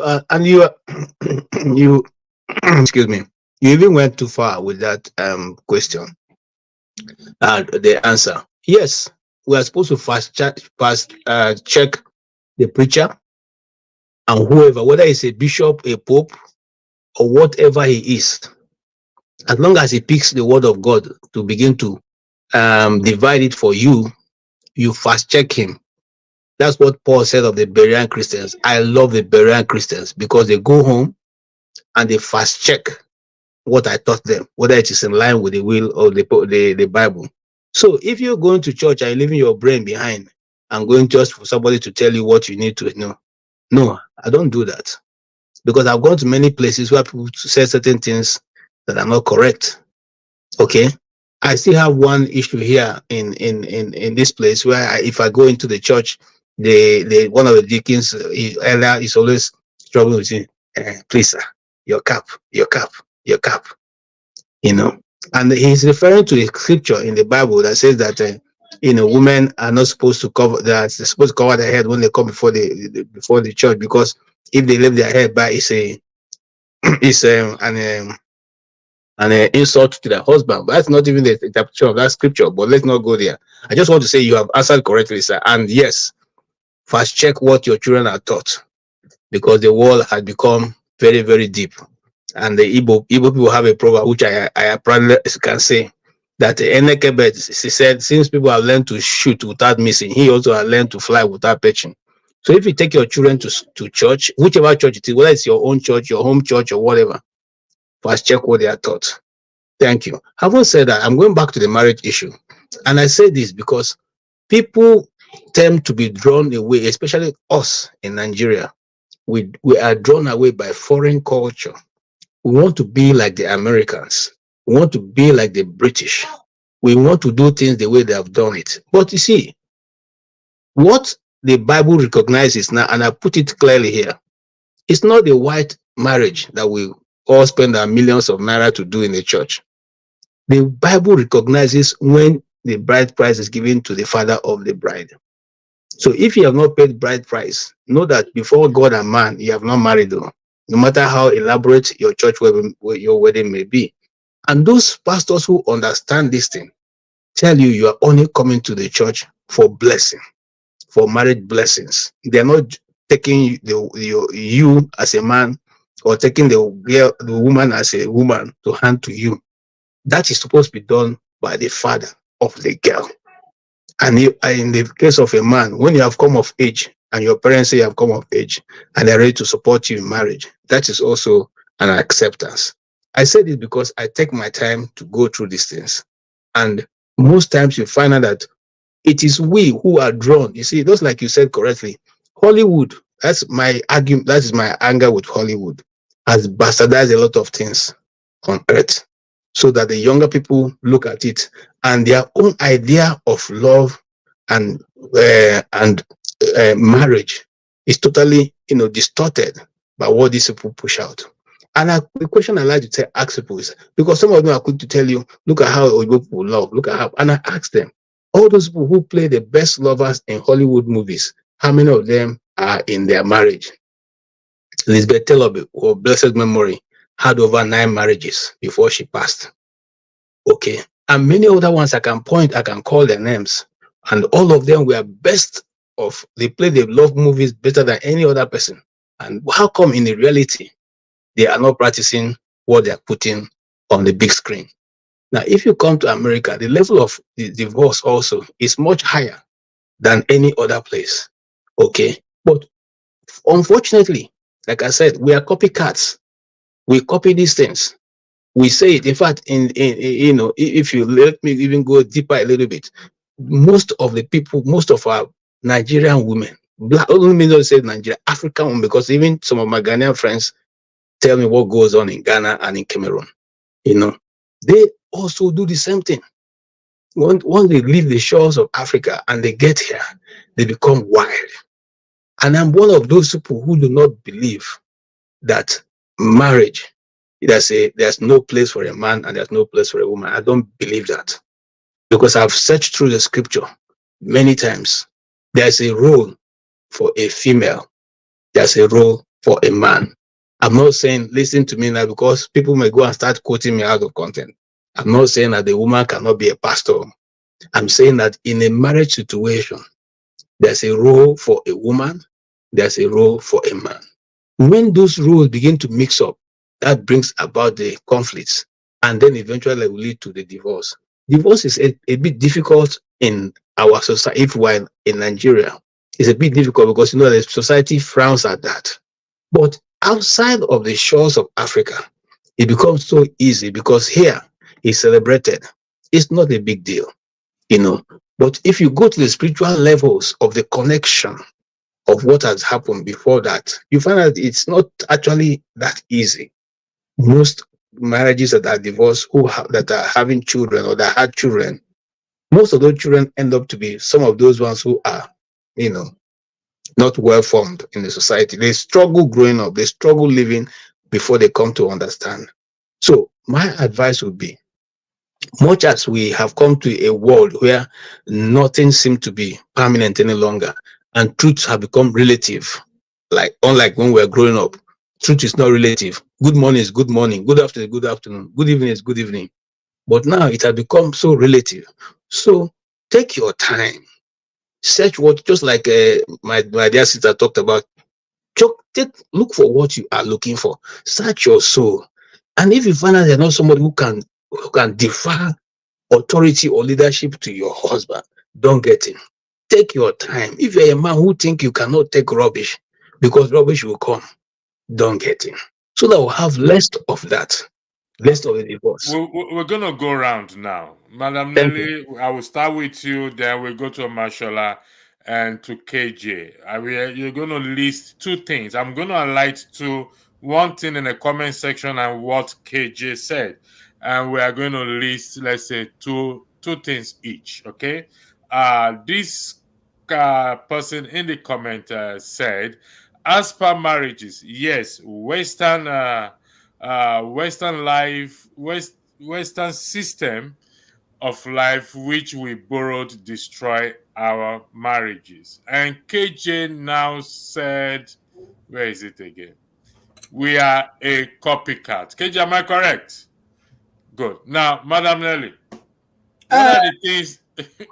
Go ahead. Whoever that sent out that first statement, can the person tell me how?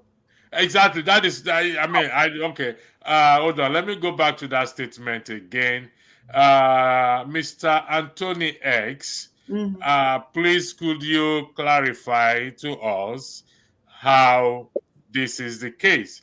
And coming back to us again in a panel here. Where is this thing, for crying out loud? Sorry about this. Come on. So if Mr. Anthony will tell me how, then because for me again, whenever I speak on this panel, I'm speaking with my full chest out. All right, I just told you personally, since 1989 I've been by myself, and I'm not going to just get into and start having a relationship if I haven't seen somebody that I match up with. I'm not going to do that. So if you're telling me and again, if I do happen to get married in my lifetime, you see this bridal David wedding gown? If they're waiting for me, they won't see my dime. I won't even allow somebody to give it to me as a gift. What I will do is go back to Nigeria. If it's Abada or Ankara, that's what I will use. And I will do the traditional thing, which KG just alluded, the Ibanku. That's all I will do. I will not do white wedding. I won't. Again, Madam Nelly. Hold on. No, wait. Land, please, before you. There's only one thing I want to say. If you pay attention to everything I've been saying, even when I come to damages, all of us get to know who you are. Because when you get to know who you are, all these peer pressure will not affect you. It's over 30 years now in United States. You will not see me go to work with anything other than Nigerian dress. Nigerian dress. And I have been up there, and I walk into that office with sometimes it will be lace, sometimes made of abada. It doesn't matter. Sometimes it will be made from Ankara. I've over 30 years now. Macy's don't see me. Lord and Taylor don't see me. neither do a Walmart or Target. None of them. All my dresses is either is made here, I'll make it in Nigeria. All right. Madam Nelly, I wasn't trying to stop you because I knew we were going to go to the issue of white and traditional marriage later on. I wanted you to hold that thought before. Not that I was trying to stop you. However, Mr. Anthony has responded, and from what I am seeing here, he has thrown a spanner into the wheel. So I'm going to highlight it. He has provided just one clarification. He said in Africa, men are raised to be totally responsible for the upkeep of the home, while the women knows their roles as a spouse of support to the man. Is that electricity? Can I also say to Antonio, what stops men from doing that? Exactly. I'm saying this because I single-handedly raised a boy in this country, and I made him stand by himself as a man. And his wife is still paying school loan, and my son is not paying school loan. My son takes care of everything. So, Anthony, why are men? Again, when we go round and round this circle, we're going to come back to what I'm saying. We all need to wake up, stand by ourselves, because everybody has the potential to be who they want to be. Let's look inside and do our human revolution. Okay. So to highlight your question, why who is stopping the men from being, who is stopping the men? And because if I'm a guy and I came to this country and probably my wife is a doctor and I distribute newspaper, I bet you I will use that newspaper to maintain the house. In reality, there's an Igbo adage that says "Onyekwe chiekwe," and I have it also in Buddhist philosophy. If you whatever you want to be, you have the potential to be. Omashola, I will yield the floor to you. Can you weigh in? No, first of all, sorry, before we go there, welcome, Madam Gloria. I'll come to you. We need to highlight the things we copy that are not good. Let's because we cannot just put out a statement like what Rudolph said. We can't make an argument.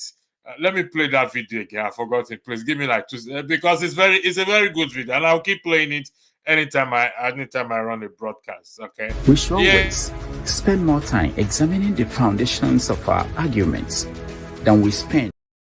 The foundations of our argument that we are copying. What exactly did we copy that is or are not good? And why are we copying? Or copying. I was saying copying. So, you're muted, Madam Nelly. You mute yourself. I said, why are we copying? You say we copy, but why are we copying? No, we because we like the white man's thing. We like the white man's thing. That's our problem. Come again. We like the white man's thing. Amashola, why do you like the white man's thing? Get to the point. Why? Okay, let me give you an example now. It means that you don't have self-esteem for yourself. That's why I'm going to give you an example. An average white Nigerian, if you have a product from Aba and you have a product from Italy, put side by side, and you tell him, pick one, he's going to pick the one from Italy, believing the Italian one is better. We have never appreciated what we have. And being not appreciating what you have is part of the fact that our greediness is inborn. Is inborn. You will see a white man do something that a black man can do better. You will still prefer that white man's thing. If you have a project you want to do now, I'm giving an example. You want to do a project. You have a white man's engineering firm and a Nigerian firm that's been working. Our governors, our president will prefer the white man's firm. They will never, ever give a Nigerian that job. And it has gone so bad that they would even prefer to go and get It's a black man that is going to do the job. But because he knows his people will not accept him, he goes outside to borrow a white man to represent him that owns the company.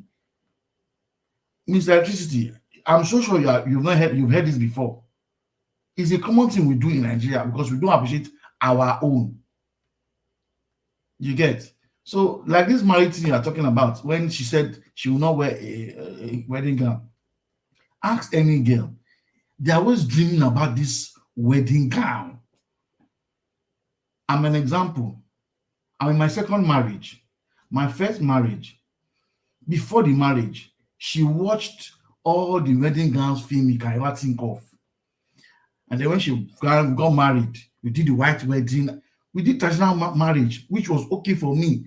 I can remember every single thing that happened. I enjoyed it. But white man's marriage, now we did. And there was a day my mother now asked her that, why are you not talking to your wife? He said, we have not finished the marriage. Do you know why? We did traditional marriage. We did church marriage. I didn't go to the courts. So my mother now asked her, so must you go to the court to say yes, you are finished? This marriage is now genuine. She said yes. And so she now asked, the one we did in the church was not enough. He said no.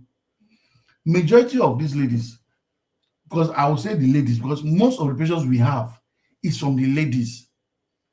It's from the ladies. Because if you say want to do a marriage now, they will list things for you to buy, you want to spend, forgetting that after that marriage day, nobody will be in the house with you.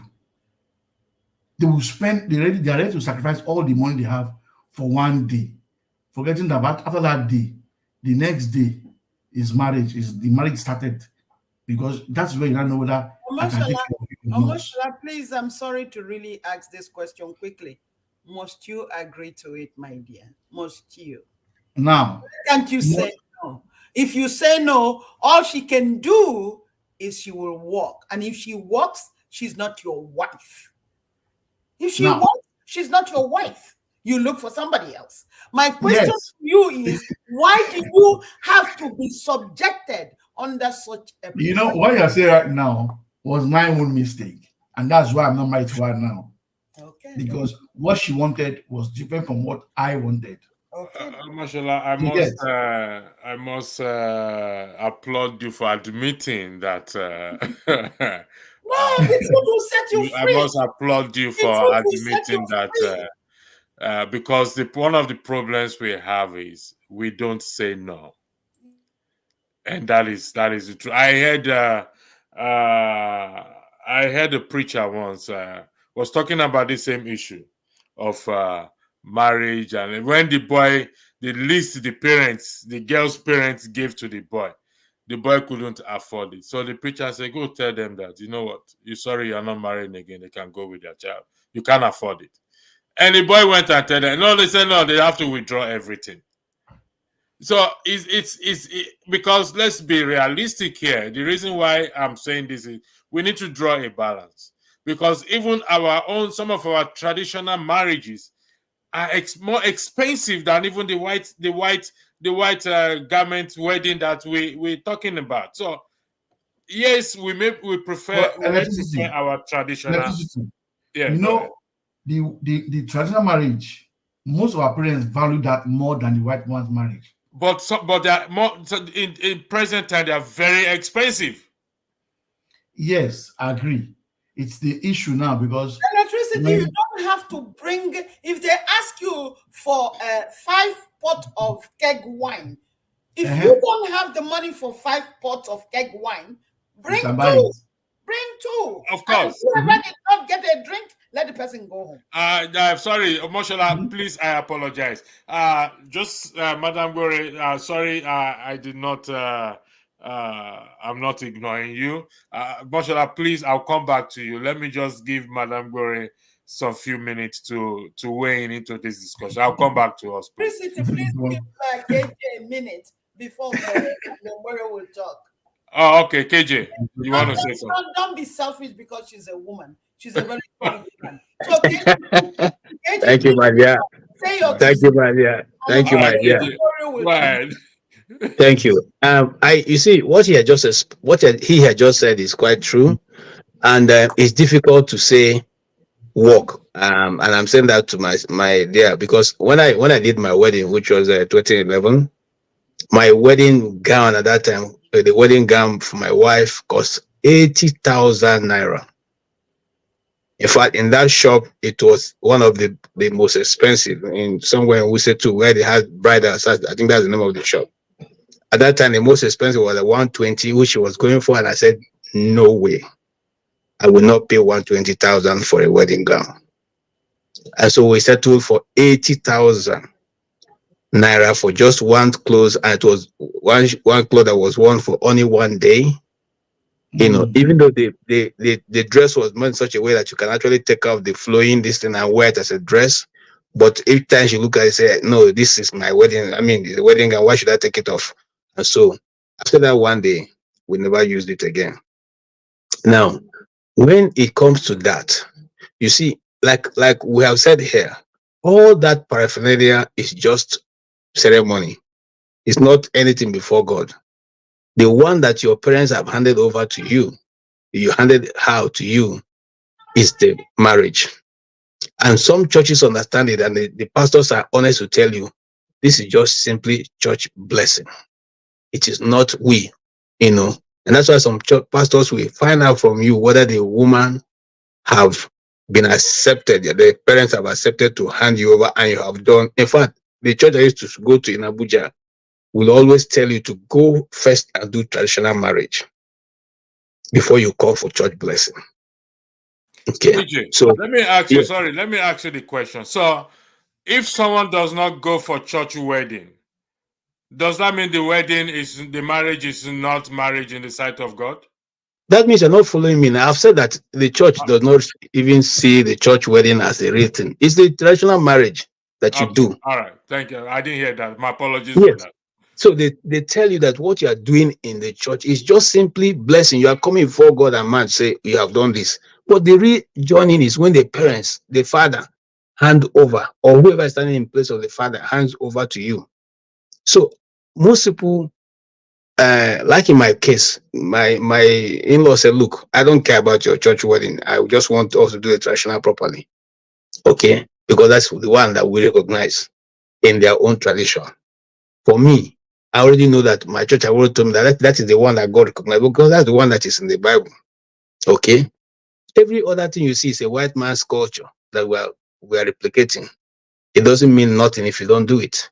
It doesn't mean nothing if you don't wear a white gown. But by the way, the white gown is supposed to mean purity. But some of the women who they are wearing the white gown, but their stomach is already 9 months. Okay? So where is the purity there then? Okay? It's not only that it's 9 months, but you have tested the okwa. So what is the purity then? And it's not because of the white garment, because in terms of purity, Madam Nelly just highlighted that is tested it. I'm sure. That is where the purity is. So you went to the girl's house. You can wear any garment. No, you see. Let me tell you something. If I wanted to do that, there are many people who I wanted to marry, but I didn't get to do that. So they probably thought I wasn't, you understand, functioning properly, because they say you are both ancient and modern. So no problem. I can understand why they don't. So you understand what I'm saying? So that's just the main truth, my sister. You see, some of them don't think that you are, because they see and you're not even going toward that direction. They say, which kind of will be this one? You understand? But having said that, wait. 1 second. I'm just telling the truth of life. KJ, hold that. Let's go to Miss Mori. No, you said something important. We'll come back to that, okay? We'll come back to that. Miss Mori, the floor is yours. Hello, electricity.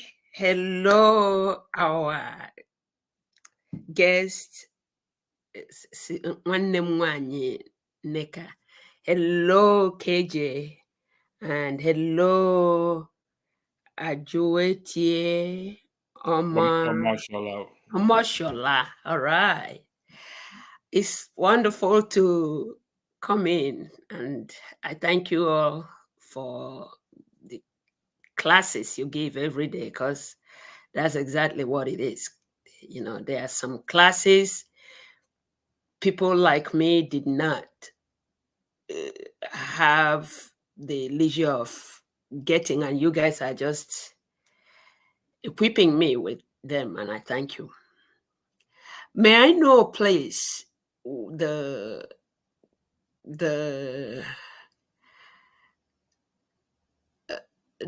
topic we are discussing on? At this point, we are talking about that we borrowed marriage from the white man and that we are copycats. Oh, okay. Thank you. Actually, I listened to a lady, Chimbori, Dr. Arikana. I know, you guys know her. Now, when Dr. Arikana, one of the outstanding subjects she teaches is how we were taught by the Western world to abandon ours, because ours is, please, it's not was, it's still there. Ours is satanic. That's why we are called black and the rest of it. I also know that there are a few things the missionaries or the colonial masters brought that really are helpful. Education, among all other things. In our society, I keep saying this every day, we have a lot to relearn, to relearn.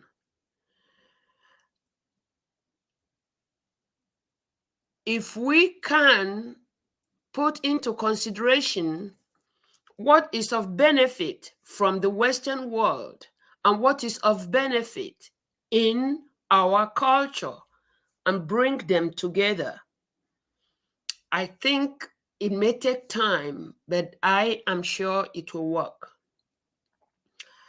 If somebody is saying, I must wear that type of gown, I would say, okay, go get it, go.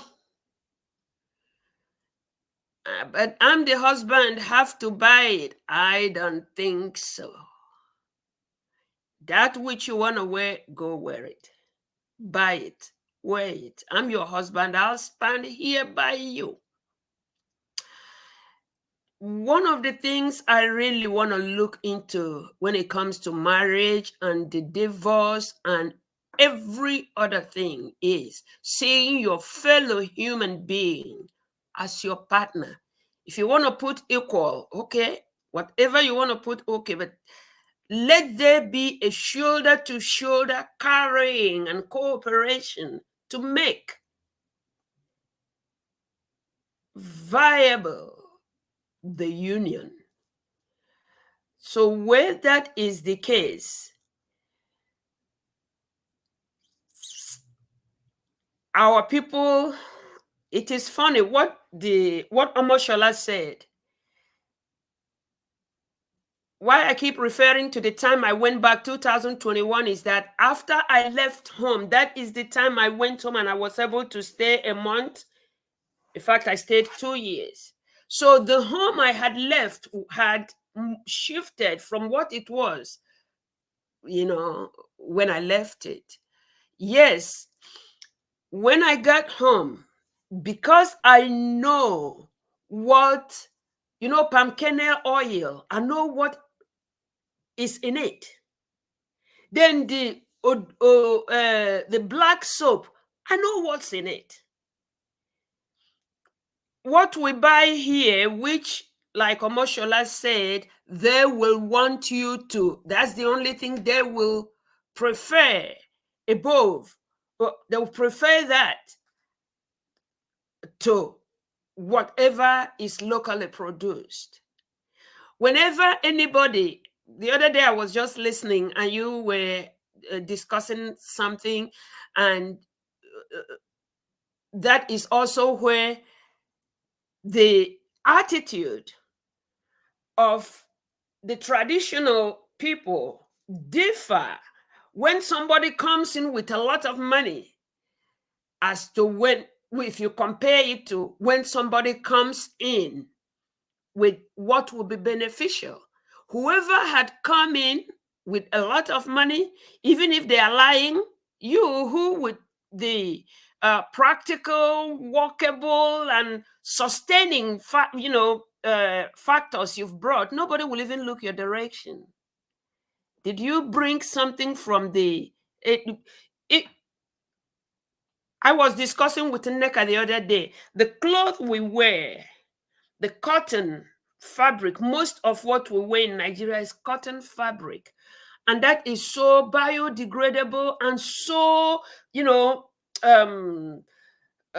soothing to our skin. No, we want what came from, and that. I am thinking there should be a relearn. We know what helps us, what benefits us, and we take some of it that the Western world brought and still pay attention to what we have in our in our culture and tradition. Thank you very much. I think what Madam Ngore is saying is trying to draw a balance, because not everything about the white man is bad, and not everything about us is bad. So we need to draw a balance. Chim, welcome. I apologize. We got we got the time wrong, or there was a mix up with the time. I thought 5:30 New York time is the same 5:30 where you are. Please do accept my apology. We've gone far into the broadcast, 2 hours 6, which is very painful, because I expected you to. I thought you would be here from the start. Unfortunately, but you're a smart man. You're smarter than me, so you're gonna pick up. You're gonna pick up with the conversation. KJ threw a spanner. If the topic is separation and divorce, what the white man, what is our own? If we are claiming that what they give to us is wrong, it's not good, it's not working for us, what is there for our own that we should use to solve our problem, both in politics, in every aspect of our in our system? So KJ, you said something that you threw a spanner into the wind, but let me give Chim the floor first. Chim, the floor is yours. Thank you. Okay, so thank you, Andrew. So you're talking about marriage and divorce, is that it? Correct. Okay. And then you said that, if I heard you right, you said they gave us, and I won't want to waste time. I believe this day means Caucasians, aka white people. First and foremost, let me say they didn't give us anything. They did not give us anything. We chose to pick things from them. This is the way I see it. I understand when we say they gave us because of colonialism and trying to institute their form of life. But if we look at it from the only thing they tried to infuse on us was their mode of leadership, their mode of governance. But when it comes to any other thing, I don't hold the white man responsible for what we do. We choose to do these things. Nobody has a gun to your head. There's nobody who says to you that if you want to marry 2 wives, you shouldn't marry 2 wives. Now, I'm not suggesting that we should go marrying 2 wives. Get me right. I'm just saying we had a way we were going about our life. By the time we started having education and started sending our children, importantly, to go to the Western world to go study, they began to pick up those things. Now, we're not the only set of people who go to the Western world to study. You have Asians who leave their countries for good reasons. Sometimes the government sponsor them, tell them to go study and come back home. You have Indians. None of these groups of people have thrown away their cultures per se. What they've done is to pick the things that they think are valuable from the Western world while keeping the ones they feel they hold sacrosanct and they believe should not be altered, if I may use that word. You know, China goes to the Western world, borrows technology, comes home and infuses it with their own mode of life. So, but what we have done, the black man increasingly is losing his identity, is the fact that we go to these places and we're unable to stand our ground. Now, there are some murky waters I would like to have gone into immediately, but I will keep that for later on in the course of the conversation. The point is this: if marriage is fully called marriage, when the families have agreed, the man has paid in the, and now I'm speaking from as an Igbo man. I do know that my Yoruba brothers have their ways of doing things. I know our Northern brothers have the ways of doing things. I know our ethnic brothers, Ibibio and Co, and name it. But let me speak from the prism of an Igbo man. So you find somebody you want to marry, or your family helps you to arrange somebody you want to marry. I admit that happens. And then you guys believe that you can make it. And then the first thing you do is, can you still hear me? Okay, because it froze for a second. That's why I was asking. So, yeah, we can hear you loud and clear. Okay, so remember back in the days, when a marriage is about being instituted, there are visiting periods. What in the Western world we call courtship now. So the lady will go to the family of the groom and go spend some time, not necessarily with the groom, but with his family, with his parents, with his mother in particular. He will be around, of course, but they will not let him do things that would not be appropriate. He will join his would-be mother-in-law to go to the farm. If she's going to the market, he will escort her. If she's processing cassava, and they're trying to understand her, trying to learn her, trying to see if she's hardworking and all those things. The same thing happens for the guy. His would-be father-in-law would want to see him. We'll invite him.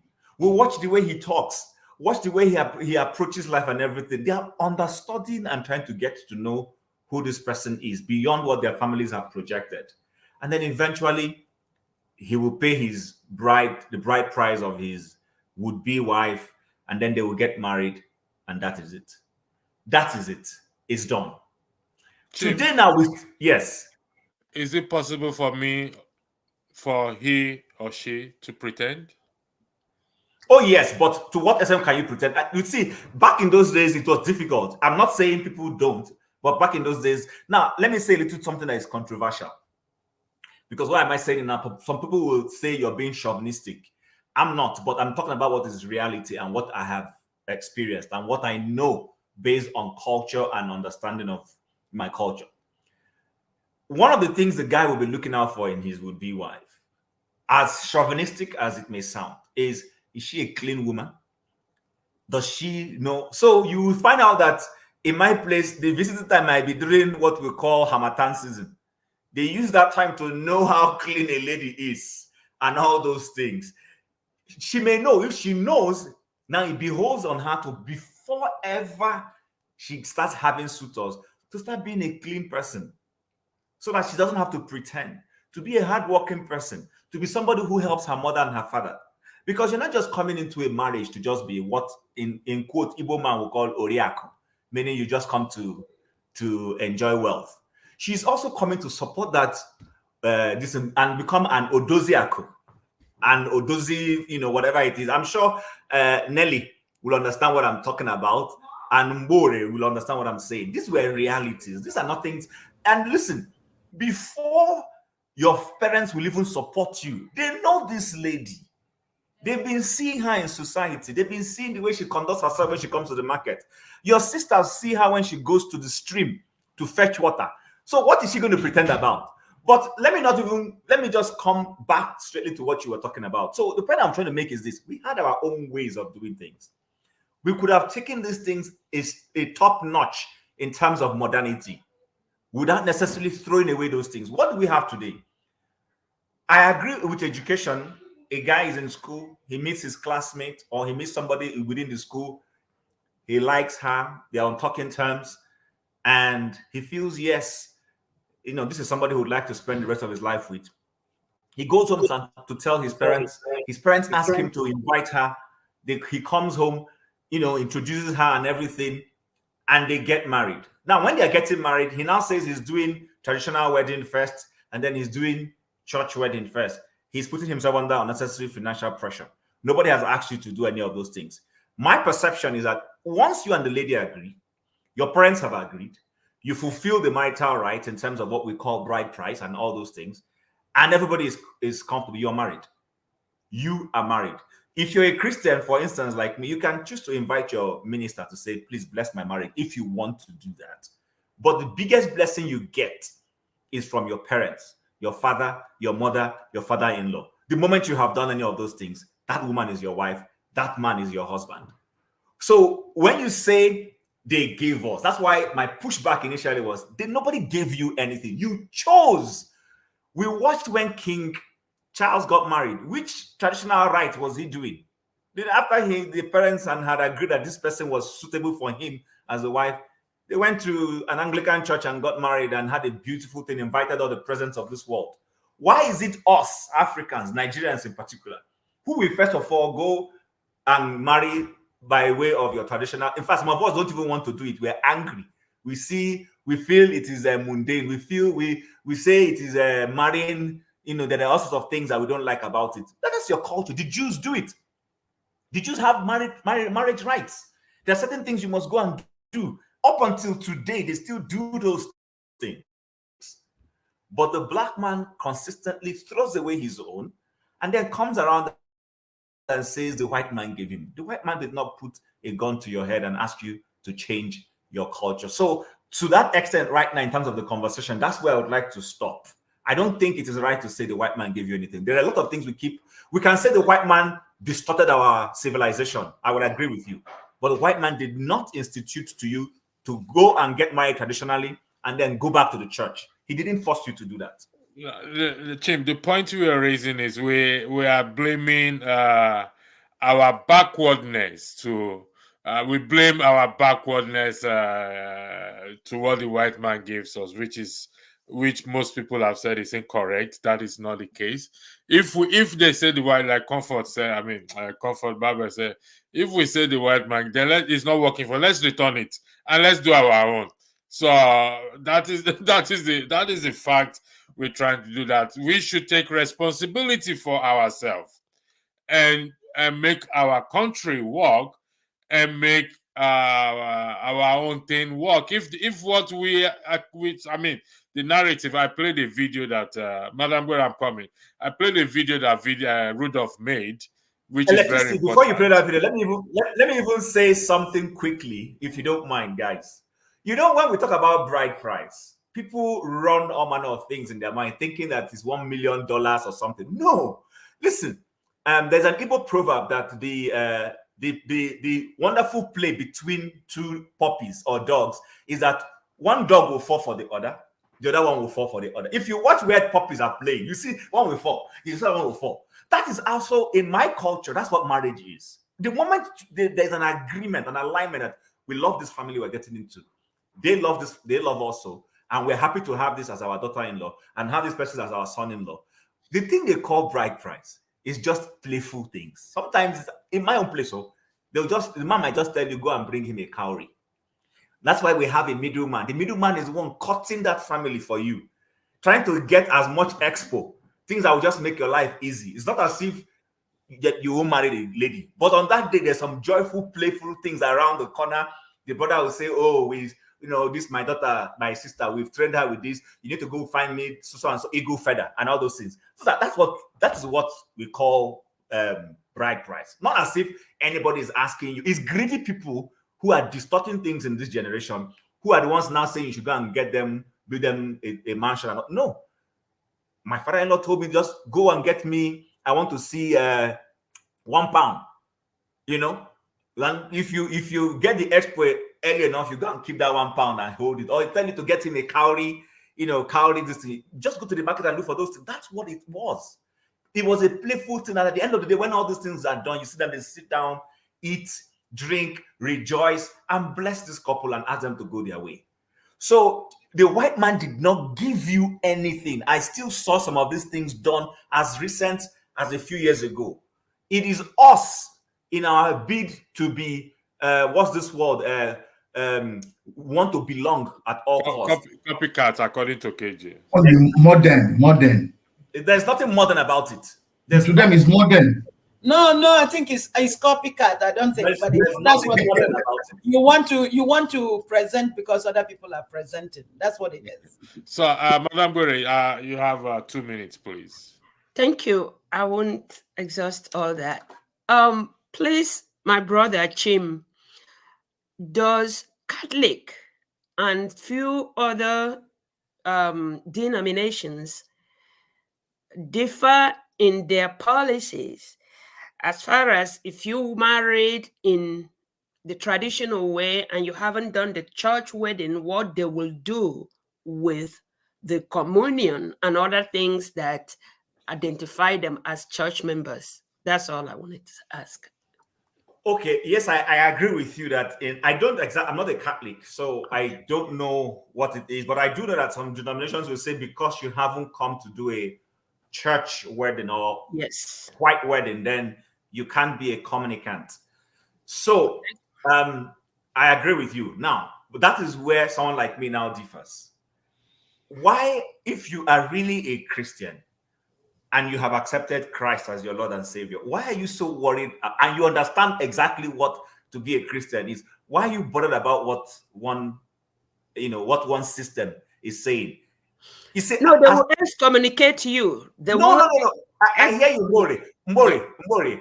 If somebody excommunicates you from one denomination, what stops you from going to another one? If a landlord tells you, I want my house back, do you go and force the landlord to give you the house? What we say is, okay, give me time in this instance.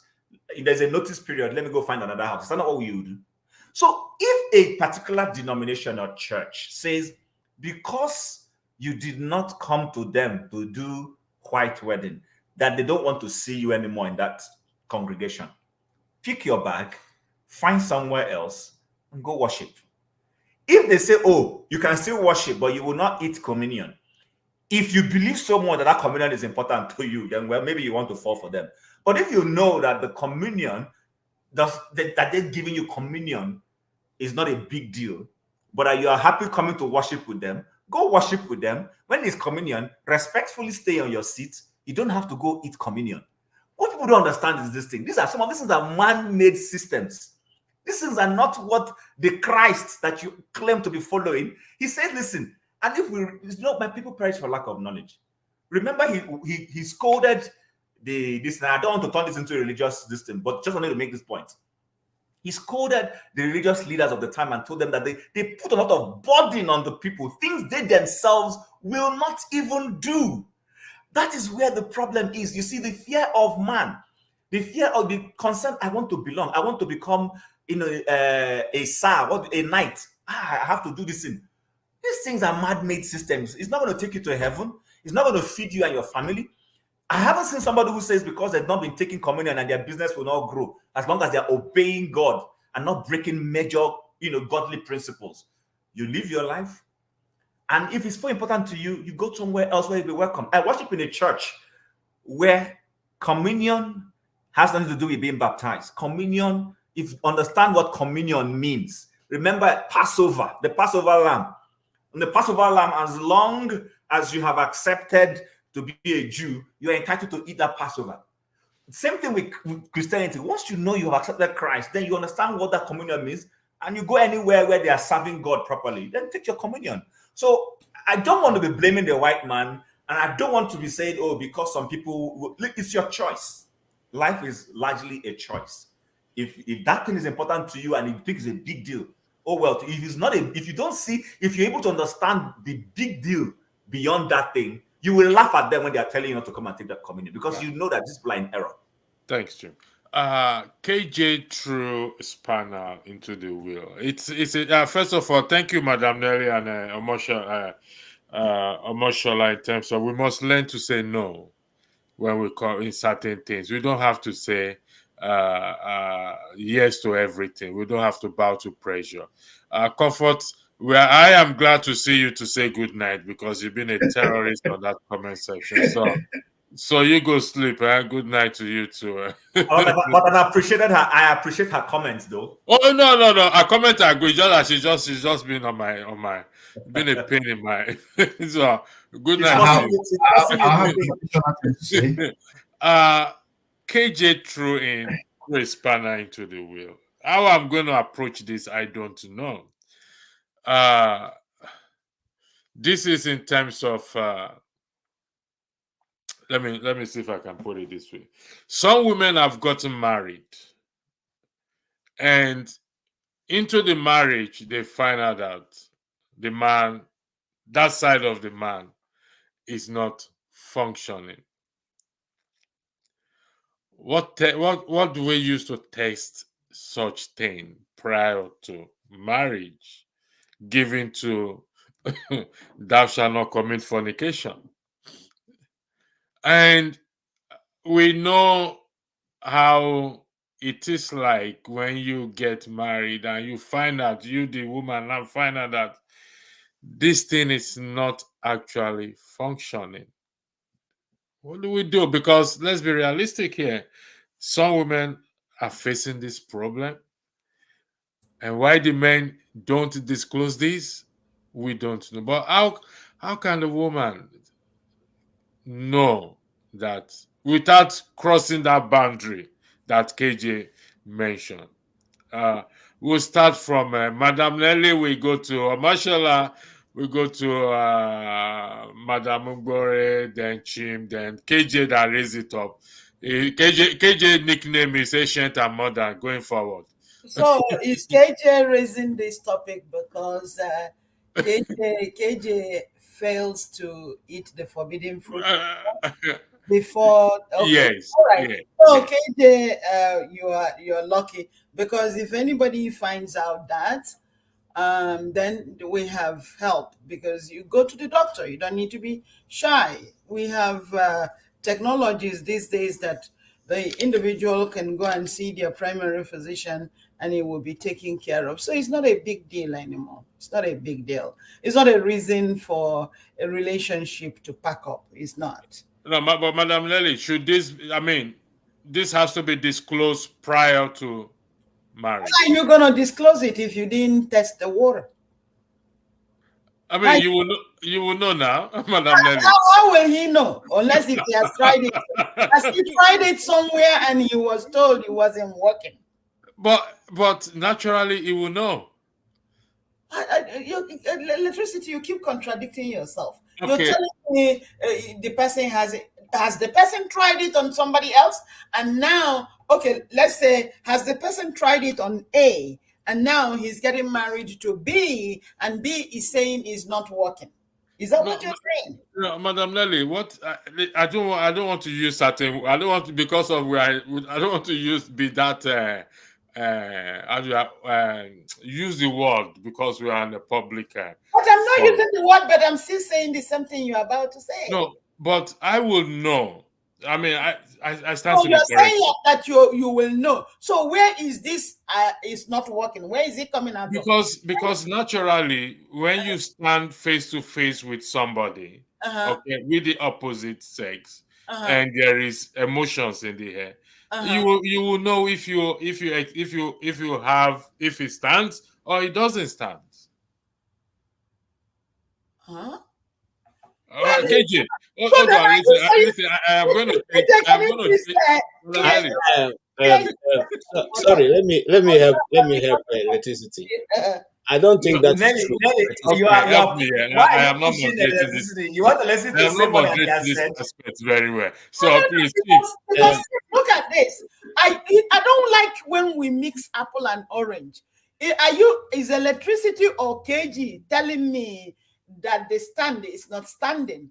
Or are you saying there's no physical attraction? Those are two different things. And Okay. if it's physical attraction, because if I don't give a damn about somebody, Okay. yeah, Let me. rubs my hand, Sorry, Madam Nelly. I'll be moved. I am not moderating this particular aspect. So we are having a discussion. Let AG be clear with his question then. So the word is impotent. Okay. So then you're saying that it doesn't stand. Yes, that's what I'm saying. Then go back. I said to you just now, we have solution to it. Okay. Should he declare it to the woman? That is the question. Prior to. Should he not? I mean, you have to be honest with whoever you're dealing with. Okay, yeah, that's what I'm trying to. That's where we're going. I just said this in this platform before. You must have a list. If you're somebody who likes it, certain way, you must declare that. Because you don't want, because you just made a statement before, you said pretend. Please remove that word whenever I'm with you, because we keep saying somebody was pretending. You are not looking. Everything, the handwriting is on the wall, but you are not looking because you're so excited. You just want that person at that moment. Cool down and look. Look, you will see it. It's there. All right, thank you. How much shall I the floor? The change is in the middle of the boat. How much shall I the floor is yours? Thank you. You see this topic. It is both partners that have issues with it. It is both. The man, let me give you a scenario. The man is married. The thing is, at every point he sees his wife, the guy is always standing. And then the woman is just there. She's like, I'm not interested. And if by chance they get to go to Mexico, they go to Mexico maybe twice a week. At the end of the day, she never gets pregnant. Because in her heart of hearts, she has been to Jericho before she got married many times over. And she has done demolitions there so many times. Wait to electricity. Wait. No, wait. I know I'm going to. No, wait. The man is okay. Wait. The man is perfectly okay. The woman physically is perfectly okay. But in her heart of hearts, the last time the doctor told her it's going to be a miracle if you have a child. And then he gets married. She is not telling the husband, I have this issue. Because most times, it is the man that's always put under pressure, as if he's the one not getting the woman pregnant. I'm giving out of experience. Oh. Sorry. I think we're going into a different zone. It's the same. It's sorry, thing. Let's do it this way. I need to listen. Let me land. I'm not landed. Okay, land. Okay, let's. How much shall I go? I know I'm saying because this I'm saying right now was what when I moved into Warri and I got closer to my people, and I knew at a point every young guy at my age then said, "If you don't get pregnant, I don't get married to you." And my uncle told me the same thing. His children did the same thing. Do you get me? So we said most time at that time is like we can't say you are dating and I don't go there. And most girls have accepted that. It's only when you are deceiving yourself. You guys okay, yes, I agree. Because you want to get married, she's a beautiful girl, she has a problem, or maybe the man has a problem. You now say you don't want to taste it. Doing marriage counseling, I did marriage counseling.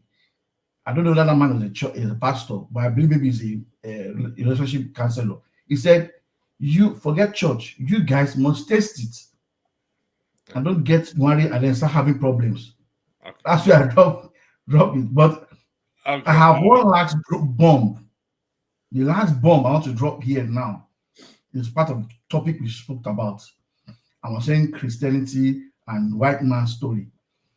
Can anybody tell me the reason why you are being put as a president or a governor and you must, or you are in the law court trying to defend a case, and you are being told to swear in the Bible and the Quran, why not by Ogun or our own traditional gods that we have? Because I believe if they've been swearing Ogun and all our traditional gods, we will not need to say judgment for those who have stolen Nigerians' wealth, because God of Ogun would have done examples down for people that have stolen.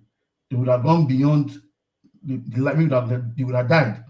And then you coming to take that same post will know something happened to someone that did this those days. So you will not behave that way, because you can use the Bible and Quran to lie. Mashallah, you see, in that regard, that was Malcolm's argument. In that regard, you live in the Western world, I believe, and their system is not perfect. However, they do everything possible to hold their leaders accountable. So it's not by swearing on Ogun or swearing on this and that. It's about holding each other accountable, whether you swear or you don't swear. Now, this topic that KJ threw is a serious issue, and I know why I said it's serious, because in my short time on Earth here, I have met one or two ladies that had that same issue, and it was a problem. So I need to study more. I will treat it a topic on its own, and I will bring, maybe KJ will be the guest and the guest speaker, and we need to treat this topic on its own. And like what Madam Nelly said, Because both ways, it's not just the man, and it's not not just the man, but Can I weigh in on that? Is that, or we're still going round no, this which one? What do you want to weigh in on? This topic. That whole thing about I want us to run a separate broadcast on it. No, but I'd like to say something about it. We can always run a separate thing. Okay, go ahead. Okay. What I want to say, Nelly has said a part of it. I am still in support of chastity, but that you have the fear of getting entrapped in a relationship like that should not in any way mean people shouldn't be chaste and wait for the time. See, chastity hasn't to do with church. It hasn't to do with, of course, white man's chastity is simply being. It's like integrity. Yeah. Do you understand what I'm saying? Yeah. So, and she rightly said it. When you love somebody and you want to get married to that person, if you have a problem, you would have started trying to solve your problem before you marry the person.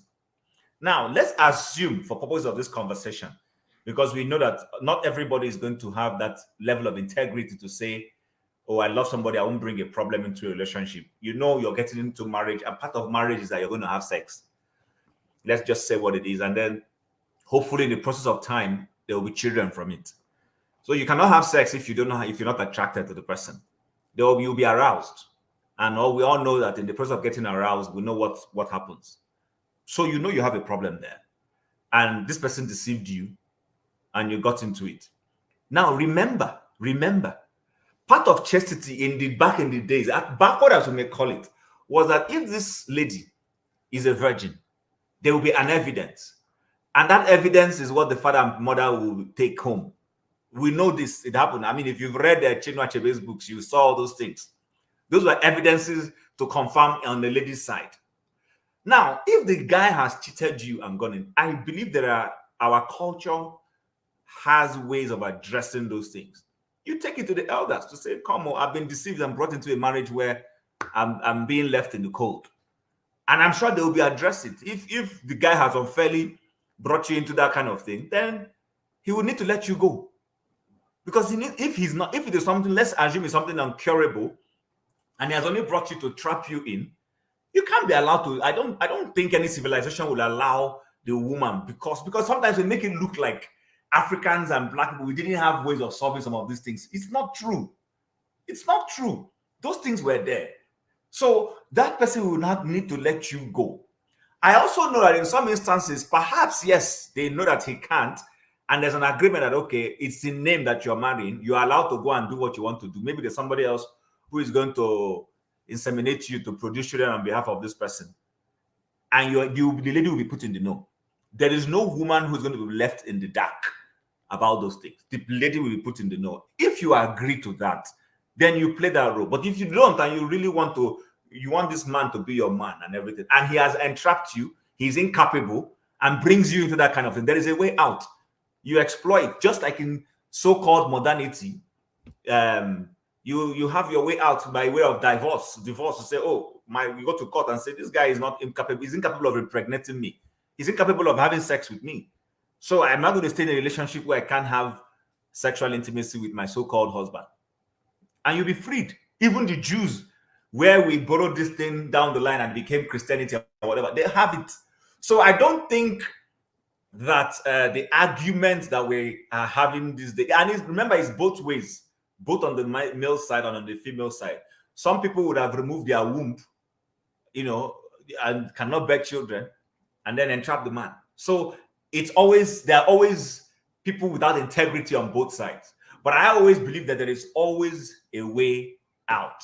That's the point I wanted to make. So, Chim, what you're saying is full disclosure. Would that be correct? From both parties. All right. I would like to thank everyone. Madam Nelly, we will run a broadcast on this again. I need to run quickly, and I need to bring this. Except, Chim, if you want to continue, I can. Very, very shortly. Raising her hand. Oh, okay, go ahead. Sorry. I should go ahead? Yes, please. Okay. Please, I am thankful to all, and especially you, Electricity, for saying you're going to bring this back again. Reason is, when Chim was giving an instance, he said the lady will come during Harmattan. Now, why Harmattan is not the only time, it's not even the time, to the best of my understanding, maybe it's different from where he comes from, when you check whether they know how to clean. What you check during Harmattan is if their leg broke and got whitish, and I've forgotten what we call it, Cheffy, please, that's the name, Cheffy. This lady who is being checked out like this, did anybody come to the understanding that it is not their making, it is how their skin reacts to that season? And the lady is checked. Then when it comes to chastity, we know what we get to know that whether a girl is a virgin or not. It's funny how all these things are on the female. It is really, really a space I want you to look into when it is discussed. I'm worried before he goes. There's also on the male side. The thing is, we always make it look as if our society was not balanced. That's not true. There were also things to check on the male side. You understand? Chim, I think I will do a little bit of pushback on that. Go ahead, please. KJ, am I not correct? I think we've not been fair in terms to the women. Let me give you an example. I'm going to be religious. The woman that was caught in the act of adultery, they only brought her in the Bible. And they said it was caught in the act, where that is society. Okay, that has been there from. So we need to correct this abnormality. Electricity, I'm sure you are well knowledgeable enough that the guy who adjudicated that particular matter was clear about them. They were being hypocritical, and they knew they were being hypocritical. Remember, that incident was not to solve a problem. That incident was to entrap him. Yeah, but I liked the imbalance in the society. Whether to entrap him or not, they brought her. But the true law in Deuteronomy says, if a man is caught with another man's wife, both of them must be stoned to death. Exactly. That's what I'm saying. The society. It was not the society. It was mischievous people. All right, you know what, gentlemen, we're gonna run this broadcast again. Yeah, because where you're going, electricity, there's also another loophole before you go to this place where Jesus was.